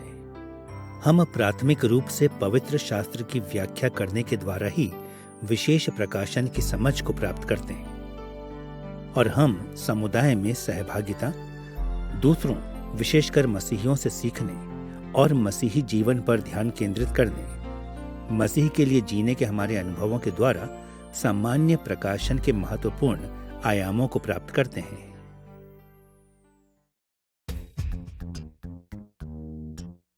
क्योंकि ये स्रोत बहुत ही महत्वपूर्ण हैं, इसलिए हम इनमें से प्रत्येक के प्रति धर्म वैज्ञानिक तर्क वाक्यों के मूल्यों और खतरों की खोज करेंगे। हम सबसे पहले तर्क वाक्यों और मसीही जीवन को देखेंगे। दूसरा, हम समुदाय में सहभागिता के संबंध में तर्क वाक्यों की खोज करेंगे। और तीसरा, हम पवित्र शास्त्र की व्याख्या के संबंध में तर्क वाक्यों की जांच करेंगे। आइए सबसे पहले हम मसीही जीवन के धर्म वैज्ञानिक स्रोत को देखें। मसीही जीवन जीना व्यक्तिगत पवित्रीकरण की प्रक्रिया के अनुरूप होता है और हमने अन्य अध्यायों में देखा है कि व्यक्तिगत पवित्रीकरण वैचारिक, व्यवहारिक और भावनात्मक स्तरों पर घटित होता है, या जैसा कि हमने लिखा है, सही विचार, ऑर्थोडॉक्सी, सही आचरण, ऑर्थोप्रैक्सिस और करुणा भाव, ऑर्थोपैथोस। समय हमें अनुमति नहीं देगा कि हम उन सभी तरीकों को देखें जिनमें धर्म वैज्ञानिक तर्क वाक्य पवित्रीकरण के इन भिन्न भिन्न पहलुओं को प्रभावित करते हैं। इसलिए हम स्वयं को उस एक मुख्य तरीके तक ही सीमित रखेंगे जिसमें वे मसीह जीवन में वृद्धि कर सकते हैं, और एक मुख्य तरीके को जिसमें वे मसीही जीवन में रुकावट उत्पन्न कर सकते हैं। आइए सर्वप्रथम हम उस एक तरीके को देखें जिसमें धर्म वैज्ञानिक तर्क वाक्य मसीह के लिए जीवन जीने के हमारे प्रयासों में वृद्धि कर सकते हैं। पारंपरिक धर्म वैज्ञानिक तर्क वाक्यों के बड़े लाभों में से एक यह है कि वे स्पष्ट और संक्षिप्त रूप में हमारे विश्वास के कई महत्वपूर्ण पहलुओं को व्यक्त करते हैं। हमारे समय में बहुत से मसीही स्पष्ट और संक्षिप्त रूप से यह कहने में असमर्थ हैं कि वे किस बात पर विश्वास करते हैं, और क्योंकि हम अपनी मान्यताओं के ठोस सारांश नहीं बना सकते, इसलिए हमें अक्सर अपने दिन प्रतिदिन के जीवन में मसीह के लिए जीने में कठिनाई होती है। मुझे स्मरण है कि एक बार मैं एक युवती से बात कर रहा था जो नहीं जानती थी कि अपनी कलीसिया के बारे में क्या निर्णय ले। वह इस बात से बड़ी असहज थी कि उसकी कलीसिया अपने कुछ सदस्यों की अनैतिक जीवन शैली को सह रही थी, परंतु वह अपनी कलीसिया को छोड़ना नहीं चाहती थी। वह मेरे पास आई और कहा, मुझे नहीं पता कि मैं क्या करूं। मैं प्रचार से इतनी आशीष प्राप्त करती हूं कि मैं अपनी कलीसिया में जाना नहीं छोड़ना चाहती। मैं कैसे निर्णय लूं? तब मैंने उससे पूछा, आपके विचार से एक सच्ची कलीसिया के चिन्ह क्या होने चाहिए? उसने मुझे ऐसे देखा कि जैसे उसे कुछ भी पता नहीं, और अंत में कहा, मुझे नहीं पता। अतः मैं इस प्रकार आगे बढ़ा, मैं नहीं सोचता कि तुम अपनी कलीसिया के बारे में तब तक कोई निर्णय ले सकोगी जब तक तुम यह नहीं समझ लेती कि एक सच्ची कलीसिया की क्या विशेषताएं होती हैं। तब मैंने उससे कहा, प्रोटेस्टेंट धर्म विज्ञान सिखाता है कि एक सच्ची कलीसिया के 3 चिन्ह होते हैं, वे हैं वचन का विश्वास योग्य रीति से प्रचार, मसीही संस्कारों का विश्वास योग्य संचालन और कलीसियाई अनुशासन का विश्वास योग्यता से पालन। उसकी प्रतिक्रिया उल्लेखनीय थी। उसने मुझसे कहा, कितना अच्छा होता यदि किसी ने मुझे यह पहले बता दिया होता। मुझे पता ही नहीं था कि मैं इस बारे में क्या सोचूं। आधुनिक संसार में मसीही अक्सर उन मूलभूत धर्म वैज्ञानिक दावों को सीखने के लिए भी समय निकालना नहीं चाहते जिनका दावा मसीहत करती है। इसलिए वे सुगठित धर्म वैज्ञानिक तर्क वाक्यों के स्थान पर भावनाओं या भ्रामक सुझावों को रख देते हैं, परंतु इनका परिणाम अक्सर एक जैसा ही होता है। जब हमें ऐसे महत्वपूर्ण निर्णय लेने होते हैं, नैतिक चुनाव करने होते हैं जिनका सामना हम दिन प्रतिदिन करते हैं, तो हम नहीं जानते कि क्या करें, क्योंकि हम सुगठित धर्म वैज्ञानिक तर्क वाक्यों की रचना ही नहीं कर पाते। पारंपरिक विधिवत धर्म विज्ञान ने हमें बहुत से तर्क वाक्य दिए हैं जो पवित्र शास्त्र के प्रति सच्चे हैं, और उन्हें सीखना मसीहियों के लिए एक सबसे सहायक बात हो सकती है जब वे मसीह के लिए जीवन जीने का प्रयास करते हैं। अब पारंपरिक धर्म वैज्ञानिक तर्क वाक्यों के साथ परिचित होना काफी सकारात्मक हो सकता है, परंतु इसी के साथ यह भी हो सकता है कि उन पर ज्यादा जोर देना या फिर उन पर बहुत अधिक निर्भर होना वास्तव में मसीही जीवन में रुकावट भी बन सकता है। एक तरह से यह सच है कि वे मसीही जो विधिवत प्रक्रियाओं का अध्ययन करते हैं अक्सर यह सोचते हैं कि उनके मसीही जीवन में व्यावहारिक निर्णयों को लेने के लिए उन्हें केवल धर्म वैज्ञानिक तर्क वाक्यों की व्यापक सूची की ही आवश्यकता है। अब जैसा कि हमने पहले ही देख लिया है, धर्म वैज्ञानिक तर्क वाक्य बहुत अधिक सहायक हो सकते हैं, परंतु इसके साथ साथ हमें हमेशा याद रखना चाहिए कि धर्म विज्ञान के मानक तर्क वाक्यों और मसीही होने के नाते हमारे द्वारा किए गए चुनावों में अंतर होता है। धर्म वैज्ञानिक तर्क वाक्य विशेषकर अमूर्त होते हैं या उन विषयों से अलग होते हैं जिनका हम सामना करते हैं, इसलिए वे प्रत्यक्ष रूप से उन परिस्थितियों को संबोधित नहीं करते जिनका हम सामना करते हैं, और इसके परिणाम स्वरूप वे उन व्यवहारिक निर्णयों के लिए पर्याप्त मार्गदर्शन प्रदान नहीं करते जिन्हें हमें लेना होता है। दुर्भाग्य से वे विश्वासी जो तर्क वाक्यों पर बहुत ज्यादा निर्भर हो जाते हैं अक्सर यह नहीं समझ पाते हैं कि फर्क कितना बड़ा है। वे स्वयं को दृढ़ता से समझाते हैं कि उन्हें केवल तार्किक रूप से तर्क वाक्यों के बारे में सोचना है और फिर सब कुछ बिल्कुल अच्छे तरीके से हो जाएगा। परंतु वास्तविकता में मसीही होने के नाते हमारे हर निर्णय में हमें न केवल धर्म वैज्ञानिक विचारों पर निर्भर रहना चाहिए, बल्कि हमारी परिस्थिति के विवरणों और पवित्र आत्मा की व्यक्तिगत सेवकाई जैसी बातों पर भी। हमें सामान्य प्रकाशनों के इन पहलुओं का प्रयोग उस अंतर को भरने के लिए करना चाहिए जो धर्म वैज्ञानिक सिद्धांतों और वास्तविक जीवन के निर्णयों के बीच पाया जाता है।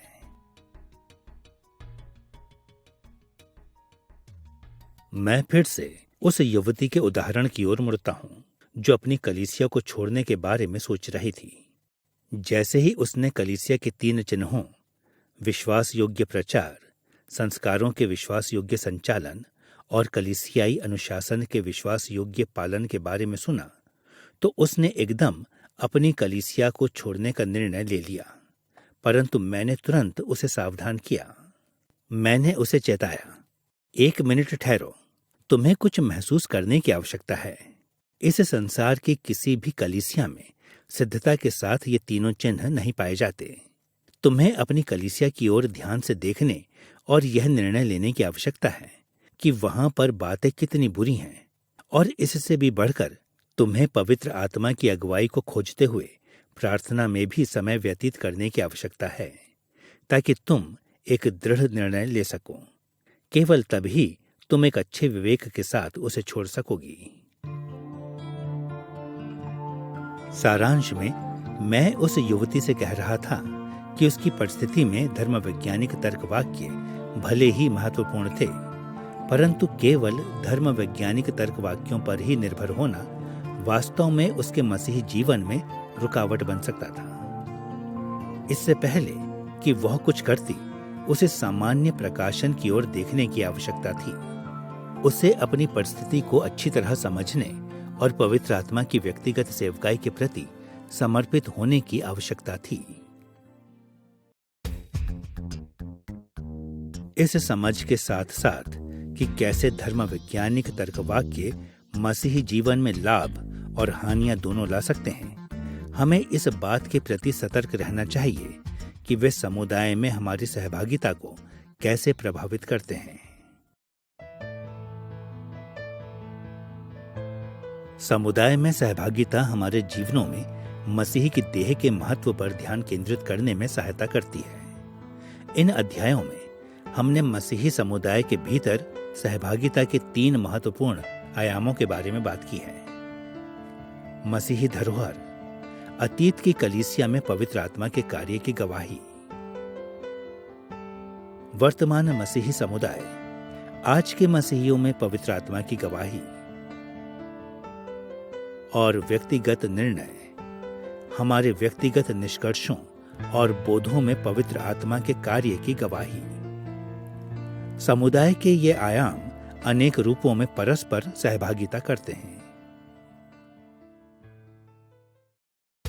हम संक्षेप में केवल कुछ उन विचारों का उल्लेख करेंगे जिनमें धर्म वैज्ञानिक तर्क वाक्य सामुदायिक सहभागिता के इन तत्वों में या तो वृद्धि कर सकते हैं या फिर इनमें रुकावट बन सकते हैं। आइए पहले एक महत्वपूर्ण तरीके को देखें जिसमें धर्म वैज्ञानिक तर्क वाक्य सामुदायिक सहभागिता में वृद्धि कर सकते हैं। यह बड़े ही दुर्भाग्य की बात है कि हमारे समय में बहुत से सुसमाचारिक मसीही एक कलीसिया से दूसरी कलीसिया में, एक प्रचारक या शिक्षक से दूसरे के पास घूमते रहते हैं। उनमें थोड़ी सी भी योग्यता नहीं होती कि वे उन कलीसियाओं और प्रचारकों के साथ कैसे सहभागिता करें। हम नहीं जानते कि किसका अनुसरण करें। हम किसी कलीसिया की सकारात्मकता और नकारात्मकता को समझ नहीं सकते। समझ की यह कमी सामान्य रूप से मसीही विश्वास के मूलभूत तथ्यात्मक दावों की अज्ञानता के कारण उत्पन्न होती है। विधिवत धर्म विज्ञान के मूलभूत धर्म वैज्ञानिक तर्क वाक्यों से अवगत होना मसीह का और अधिक समझदार अनुयायी बनने का एक उत्तम तरीका है। ठोस धर्म वैज्ञानिक तर्क वाक्यों का लाभ उठाने का एक बहुत ही व्यवहारिक तरीका कुछ प्रोटेस्टेंट धर्म शिक्षाओं की प्रश्नोत्तरी से परिचित होना है। धर्म शिक्षाओं की प्रश्नोत्तरी जैसे हेडलबर्ग धर्म शिक्षा प्रश्नोत्तरी या वेस्टमिंस्टर लघु धर्म शिक्षा प्रश्नोत्तरी छोटे धर्म वैज्ञानिक तर्क वाक्य प्रदान करती है जिन्हें सीखना आसान है और इन धर्म वैज्ञानिक दृष्टिकोणों को ध्यान में रखते हुए मसीह के अनुयायी और अधिक समझ प्राप्त कर सकते हैं। उदाहरण के लिए, यदि कोई जीवन के उद्देश्य या लक्ष्य पर चर्चा करना चाहता है तो उसके लिए वेस्टमिंस्टर लघु धर्म शिक्षा प्रश्नोत्तरी के पहले प्रश्न और इसके उत्तर को जानना बहुत सहायक होगा। सुनिए किस प्रकार यह एक सरल वाक्य में एक ठोस बाइबल आधारित शिक्षा का सारांश प्रस्तुत करता है। इस प्रश्न के उत्तर में मनुष्य का मुख्य उद्देश्य क्या है? धर्म शिक्षा प्रश्नोत्तरी उत्तर देती है, मनुष्य के जीवन का मुख्य उद्देश्य परमेश्वर की महिमा करना और सदैव उसका आनंद लेना है। मान लें कि कोई एक नए दृष्टिकोण के साथ आता है कि मसीही अपने जीवन में राहत कैसे पा सकते हैं, तो हेडलबर्ग धर्म शिक्षा प्रश्नोत्तरी के पहले प्रश्न और इसके उत्तर को जानना बहुत सहायक होगा। पहला प्रश्न यह है, आपके जीवन और मृत्यु में एकमात्र राहत क्या है? और धर्म शिक्षा प्रश्नोत्तरी इसका उत्तर ऐसे देती है कि मैं अपना नहीं हूँ, बल्कि जीवन और मृत्यु में शरीर और प्राण सहित मेरे विश्वास योग्य उद्धारकर्ता यीशु मसीह का हूँ। उसने अपने बहुमूल्य लहू से मेरे पापों की कीमत को चुका दिया है और मुझे शैतान के अत्याचार से छुड़ा लिया है। वह मेरी रक्षा इस प्रकार करता है कि स्वर्ग में मेरे पिता की इच्छा के बिना मेरा एक बाल भी नीचे नहीं गिर सकता। सच्चाई तो यह है कि सभी बातें मिलकर मेरे उद्धार के लिए कार्य करती हैं। क्योंकि मैं उसका हूं, इसलिए मसीह अपने पवित्र आत्मा के द्वारा मुझे अनंत जीवन का आश्वासन देता है और मुझे अब से उसके लिए जीवन में पूरे मन के साथ राजी और तैयार कराता है। इस तरह के ठोस धर्म वैज्ञानिक दृष्टिकोणों को सीखना हमें और अधिक समझदार बना सकता है जब हम अन्य मसीहियों के साथ सहभागिता करते हैं, और इस तरह से वे समुदाय में हमारी सहभागिता में बहुत अधिक वृद्धि करते हैं। इसके साथ साथ जहां ठोस धर्म वैज्ञानिक तर्कवाक्य हमें और अधिक समझदार बनाने के द्वारा सहभागिता में वृद्धि कर सकते हैं, वहीं बाइबल आधारित तर्कवाक्यों पर ध्यान केंद्रित करना मसीहियों के बीच सहभागिता में रुकावट भी बन सकता है। कई बार मसीही बहुत घनिष्ठता के साथ स्वयं को तर्कवाक्यों के एक समूह के साथ जोड़ लेते हैं कि उनको सकारात्मक तरीकों से ऐसे अन्य विश्वासियों के साथ सहभागिता करने में कठिनाई होती है जो ठीक उनके तरीके से बातों को ना कहते हों। देखिए, धर्म वैज्ञानिक तर्कवाक्यों के साथ एक ऐसी समस्या है जिसे हम अक्सर भूल जाते हैं। उनमें से अधिकांश बाइबल के उद्धरण नहीं हैं। इसकी अपेक्षा वे मानवीय व्याख्या के उत्पाद हैं। वे बाइबल आधारित शिक्षाओं को जितनी हो सके उतनी सटीकता से सारगर्भित करने का प्रयास करते हैं, परंतु जैसा कि हमने इस अध्याय में देखा है, कई बार वे बहुत जटिल प्रक्रियाओं से निकलते हैं, यहाँ तक कि सर्वोत्तम धर्म वैज्ञानिक तर्क वाक्यों का कार्यक्षेत्र सीमित होता है और सभी किसी न किसी रूप में त्रुटिपूर्ण होते हैं। परिणाम स्वरूप जब हम विधिवत धर्म विज्ञान में धर्म वैज्ञानिक तर्क वाक्यों के बारे में और अधिक सीखते हैं, तो हमें उनके साथ अपना लगाव सदैव इस प्रकार रखना चाहिए कि वे प्रेरणा प्राप्त नहीं हैं, वे त्रुटि रहित नहीं हैं और उनका अधिकार उतना बड़ा नहीं है जितना बाइबल का है। मुझे याद है, एक बार मैं एक मित्र से बातचीत कर रहा था जिसने मुझसे कहा कि उसका कोई मसीही मित्र नहीं था। उसने अकेले होने की शिकायत की, तो मैंने उससे पूछा कि क्या उसने किसी से संगति की थी। उसने मुझसे कहा, मुझे ऐसा कोई मिलता ही नहीं जो उन बातों से सहमत हो जिन्हें मैं मानता हूं, इसलिए मेरी किसी के साथ कोई संगति नहीं है। मैंने इस तरह से प्रत्युत्तर दिया, तुम्हारा अर्थ है कि तुम्हें ऐसा कोई नहीं मिलता जो मसीह पर विश्वास करता हो? उसने उत्तर दिया, अरे नहीं, ऐसा नहीं है। मुझे कोई ऐसा व्यक्ति नहीं मिलता जो सब बातों में मेरे साथ सहमत हो। मुझे इस मित्र से बहुत निराशा हुई। उसे जानना चाहिए था कि मसीही लोग कभी भी धर्म विज्ञान के प्रत्येक विवरण पर कभी सहमत नहीं हुए हैं। परंतु दुर्भाग्यवश मेरे मित्र की भयानक प्राथमिकताएं थीं। उसने धर्म वैज्ञानिक तर्क वाक्यों पर बहुत ज्यादा जोर दे दिया था, इतना कि उसने दूसरों के साथ संगति करने की अपनी योग्यता को ही बाधित कर दिया था। सदियों से मसीह के कार्य में तब बहुत हानि हुई है जब जब मसीहियों ने अपनी धर्म वैज्ञानिक प्रतिबद्धताओं को रुकावट मानकर अन्य मसीहियों के साथ सहभागिता करने से इनकार किया है। जब जब हम इस बात पर जोर देते हैं कि दूसरे लोग धर्म वैज्ञानिक विषय के हमारे इस या उस पहलू से सहमत हों, तो हम पवित्र शास्त्र के निर्देशों से बहुत दूर चले जाते हैं। इस संबंध में पहला कुरिन्थियों 8 अध्याय 4 से 12 पद में प्रेरित पौलुस के शब्दों पर ध्यान दें। वहां हम अपनी धर्म वैज्ञानिक प्रतिबद्धताओं के बारे में इन शब्दों को पढ़ते हैं। हम जानते हैं कि मूर्ति जगत में कोई वस्तु नहीं है, पर सबको यह ज्ञान नहीं, परंतु कुछ तो अब तक मूर्ति को कुछ समझते हैं। उनका विवेक निर्बल होने के कारण अशुद्ध हो जाता है। यदि कोई तुझ ज्ञानी को मूर्ति के मंदिर में भोजन करते देखे, तो क्या उसके विवेक में मूर्ति के सामने बलि की हुई वस्तु के खाने का साहस ना हो जाएगा। इस प्रकार भाइयों के विरुद्ध अपराध करने से तुम मसीह के विरुद्ध अपराध करते हो। पौलुस ने ज्ञानवान मसीहियों को उत्साहित किया कि वे उनसे प्रेम करें जो उनके समान ज्ञानवान नहीं थे और उनकी सेवा करें। उसने ज्ञानवानों को यहाँ तक उत्साहित किया कि वे दूसरों को ठोकर खिलाने से बचाने के लिए अपने ज्ञान को सीमित रूप से काम में लें। विभाजन और कुलीनवाद को उत्साहित करने की अपेक्षा पौलुस ने जोर दिया कि वे जिनका धर्म विज्ञान अच्छा था उन लोगों के साथ संगति करने के ऐसे तरीके ढूंढें जिनका धर्म विज्ञान गैर मूलभूत विषयों पर कमजोर था।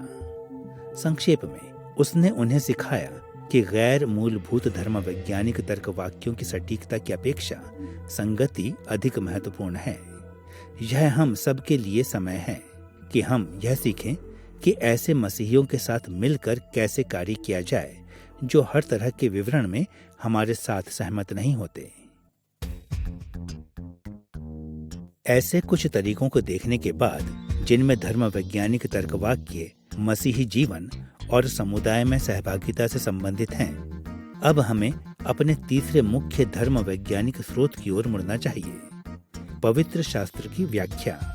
विधिवत प्रक्रियाओं में तर्कवाक्य बाइबल की हमारी व्याख्या को कैसे प्रभावित करते हैं। मसीही धर्म विज्ञान के निर्माण में व्याख्या महत्वपूर्ण है क्योंकि यही पवित्र शास्त्र में परमेश्वर के विशेष प्रकाशन तक हमारी प्रत्यक्ष पहुंच है। हमने एक अन्य अध्याय में सुझाव दिया है कि पवित्र आत्मा द्वारा कलीसिया को पवित्र शास्त्र की व्याख्या करने में नेतृत्व प्रदान करने के 3 तरीकों के बारे में सोचना काफी सहायक होता है। हमने इन व्यापक श्रेणियों को यह कहा है: साहित्यिक विश्लेषण, ऐतिहासिक विश्लेषण और विषयात्मक विश्लेषण। साहित्यिक विश्लेषण पवित्र शास्त्र को एक चित्र के रूप में देखता है, मानवीय लेखकों के द्वारा अपने मूल श्रोताओं को प्रभावित करने के लिए एक कलात्मक प्रस्तुति के रूप में। ऐतिहासिक विश्लेषण पवित्र शास्त्र को इतिहास की एक खिड़की के रूप में देखता है, उन प्राचीन ऐतिहासिक घटनाओं को देखने और उनसे सीखने का तरीका है जिनका वर्णन बाइबल करती है। और विषयात्मक विश्लेषण पवित्र शास्त्र को एक दर्पण के रूप में देखता है, हमारी रुचि के प्रश्नों और विषयों पर मनन करने के तरीके के रूप में।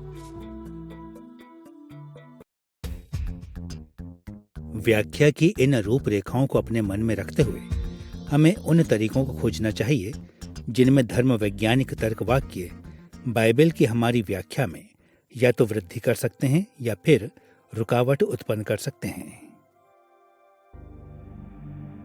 तर्क वाक्यों द्वारा व्याख्या में हमारी सहायता का एक सबसे स्पष्ट तरीका यह है जिसमें वे उन धर्म वैज्ञानिक दावों को स्पष्ट करते हैं जो पूरी बाइबल में बिखरे हुए हैं। यदि कोई ऐसी बात है जो सत्य हो तो वह यह है: बाइबल एक जटिल पुस्तक है। इसकी विभिन्न साहित्यिक शैलियां, ऐतिहासिक उल्लेख और धर्म वैज्ञानिक शिक्षाएं इतनी विस्तृत हैं कि बहुत से मसीही बाइबल में नियमितता को नहीं देख पाते हैं। इसके फलस्वरूप हम में से बहुत से पवित्र शास्त्र के छोटे छोटे भागों को खोजने और अध्ययन करने से संतुष्ट हो जाते हैं ताकि वे इस या उस अनुच्छेद से यहाँ वहाँ के कुछ सिद्धांत सीख लें। जब हम बाइबल के प्रति अपनी जागरूकता को विस्तृत करना आरंभ करते हैं तो हम स्वयं को असमंजस में खोया पाते हैं। इस असमंजस में हमारी सहायता के लिए सदियों से चली आ रही विश्वास योग्य व्याख्या आती है जिसका प्रतिनिधित्व विधिवत धर्म विज्ञान के धर्म वैज्ञानिक तर्क वाक्यों के द्वारा किया जाता है। सदियों से विद्वान मसीहियों ने ऐसे धर्म वैज्ञानिक दावों को ढूंढने के लिए पवित्र शास्त्र को खोजा है जो वहां प्रकट होते हैं, और पवित्र शास्त्र की शिक्षा के उन सारांशों का ज्ञान हमारे लिए मार्गदर्शक चिन्ह प्रदान कर सकता है जब हम बाइबल की विभिन्न शैलियों में से होते हुए यात्रा करते हैं। मैं अक्सर अपने विद्यार्थियों से कहता हूं कि बाइबल के किसी भी अनुच्छेद की शिक्षा में प्रवेश करने का एक सबसे उत्तम तरीका ऐसे तरीकों को ढूंढना है जिनमें अनुच्छेद ऐसे महत्वपूर्ण वैज्ञानिक विषयों का स्पर्श करता है जो विधिवत धर्म विज्ञान में प्रकट होते हैं। अब बाइबल के हर भाग में प्रत्येक धर्म वैज्ञानिक तर्कवाक्य के बारे में कुछ न कुछ कहने को नहीं होगा, परंतु मूलभूत धर्म वैज्ञानिक तर्कवाक्य को ध्यान में रखते हुए एक अनुच्छेद को पढ़ना एक बाइबल आधारित अनुच्छेद के प्रति एक आरंभिक समझ प्राप्त करने के लिए हमारी सहायता करेगा। उदाहरण के लिए हम पूछ सकते हैं, उत्पत्ति 1 परमेश्वर के बारे में क्या शिक्षा देती है, जिस पर विधिवत धर्म विज्ञानी जोर देते हैं। अन्य बातों के साथ साथ वह यह शिक्षा देती है कि परमेश्वर ब्रह्मांड का सृष्टिकर्ता है। और यह मनुष्यों के बारे में क्या कहती है, जिस पर विधिवत धर्म विज्ञान में जोर दिया जाता है।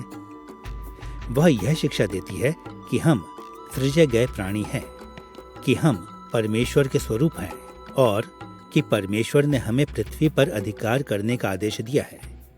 यह सीखना कि कैसे विशेष अनुच्छेद विधिवत धर्म विज्ञान के तथ्यात्मक दावों को स्पर्श करते हैं, व्याख्या की एक महानतम उपलब्धि है जो विधिवत प्रक्रियाएं हमें प्रदान करती हैं। व्याख्या के लिए तर्क वाक्य कितने भी बहुमूल्य क्यों न हों, फिर भी हमें उस सबसे महत्वपूर्ण तरीके से अवगत होना आवश्यक है जिसमें वे पवित्र शास्त्र की हमारी व्याख्या में रुकावट बन सकते हैं।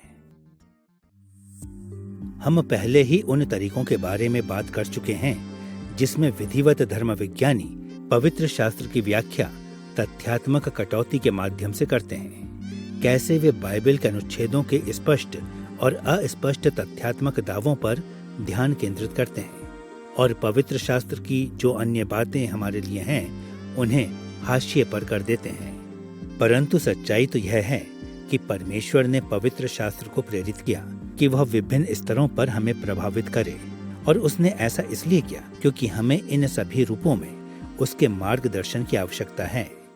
इसलिए जब हम आदतन केवल तथ्यात्मक दावों को ही रेखांकित करते हैं तो हम स्वयं को कई और बातों से दूर कर लेते हैं जिन्हें परमेश्वर हमें पवित्र शास्त्र में प्रदान करता है।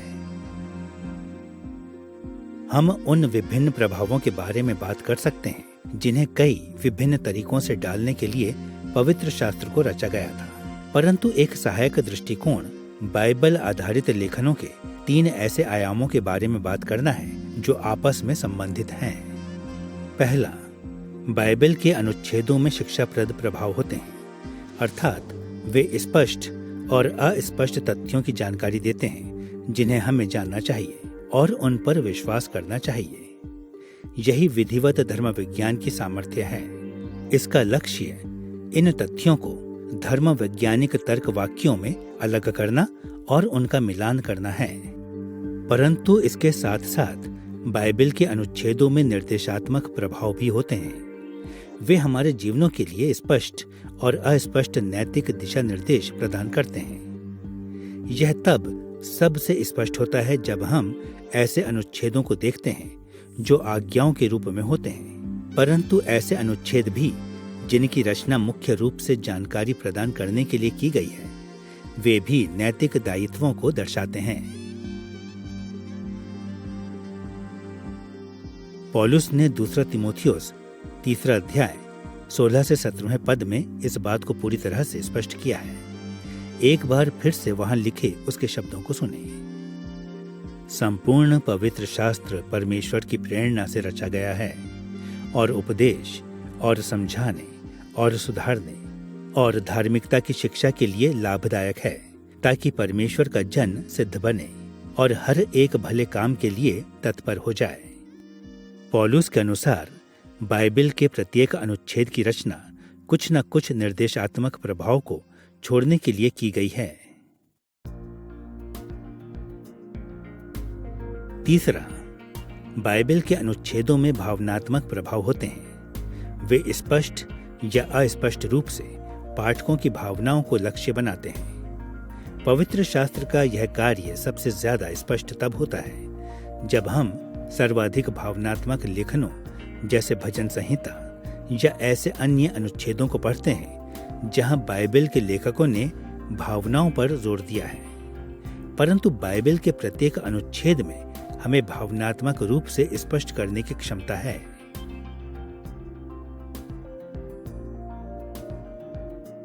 मत्ती अध्याय 22 पद 37 से 40 पर ध्यान दें, जहां यीशु ने पुराने नियम को इस प्रकार सारगर्भित किया। तू परमेश्वर अपने प्रभु से अपने सारे मन और अपने सारे प्राण और अपनी सारी बुद्धि के साथ प्रेम रख।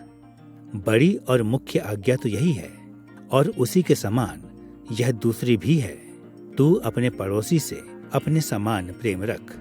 यही दो आज्ञाएं सारी व्यवस्था और भविष्यवक्ताओं का आधार हैं।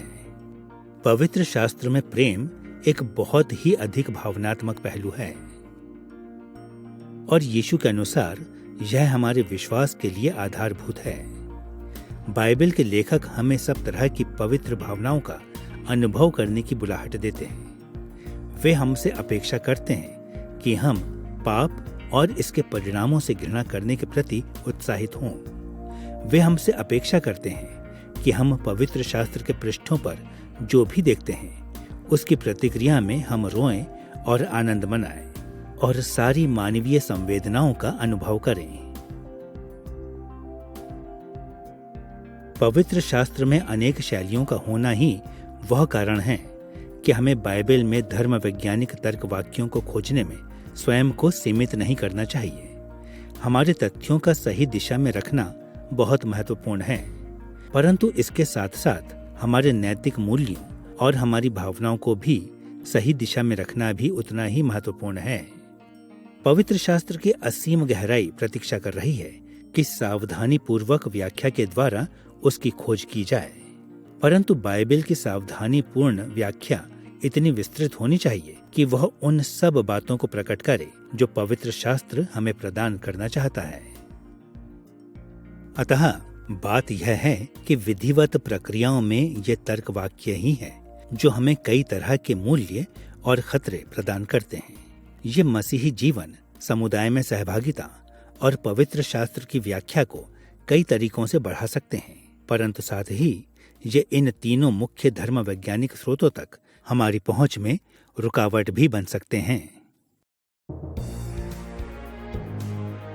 इस अध्याय में हमने तर्क वाक्यों और विधिवत प्रक्रियाओं की खोज की और हम इस मूलभूत समझ पर पहुंच चुके हैं कि वे क्या हैं और क्यों महत्वपूर्ण हैं। हमने यह भी देखा है कि विधिवत धर्म विज्ञान में तर्क वाक्यों का निर्माण कैसे होता है, और हमने उनके द्वारा प्रस्तुत किए जाने वाले कुछ मूल्यों और खतरों की भी खोज की है। विधिवत धर्म विज्ञान के निर्माण की प्रक्रिया में धर्म वैज्ञानिक तर्क वाक्यों की रचना अति आवश्यक है। हमें पता होना चाहिए हम मसीही विश्वास के तथ्यों को कैसे व्यक्त करें और कैसे उनका बचाव करें।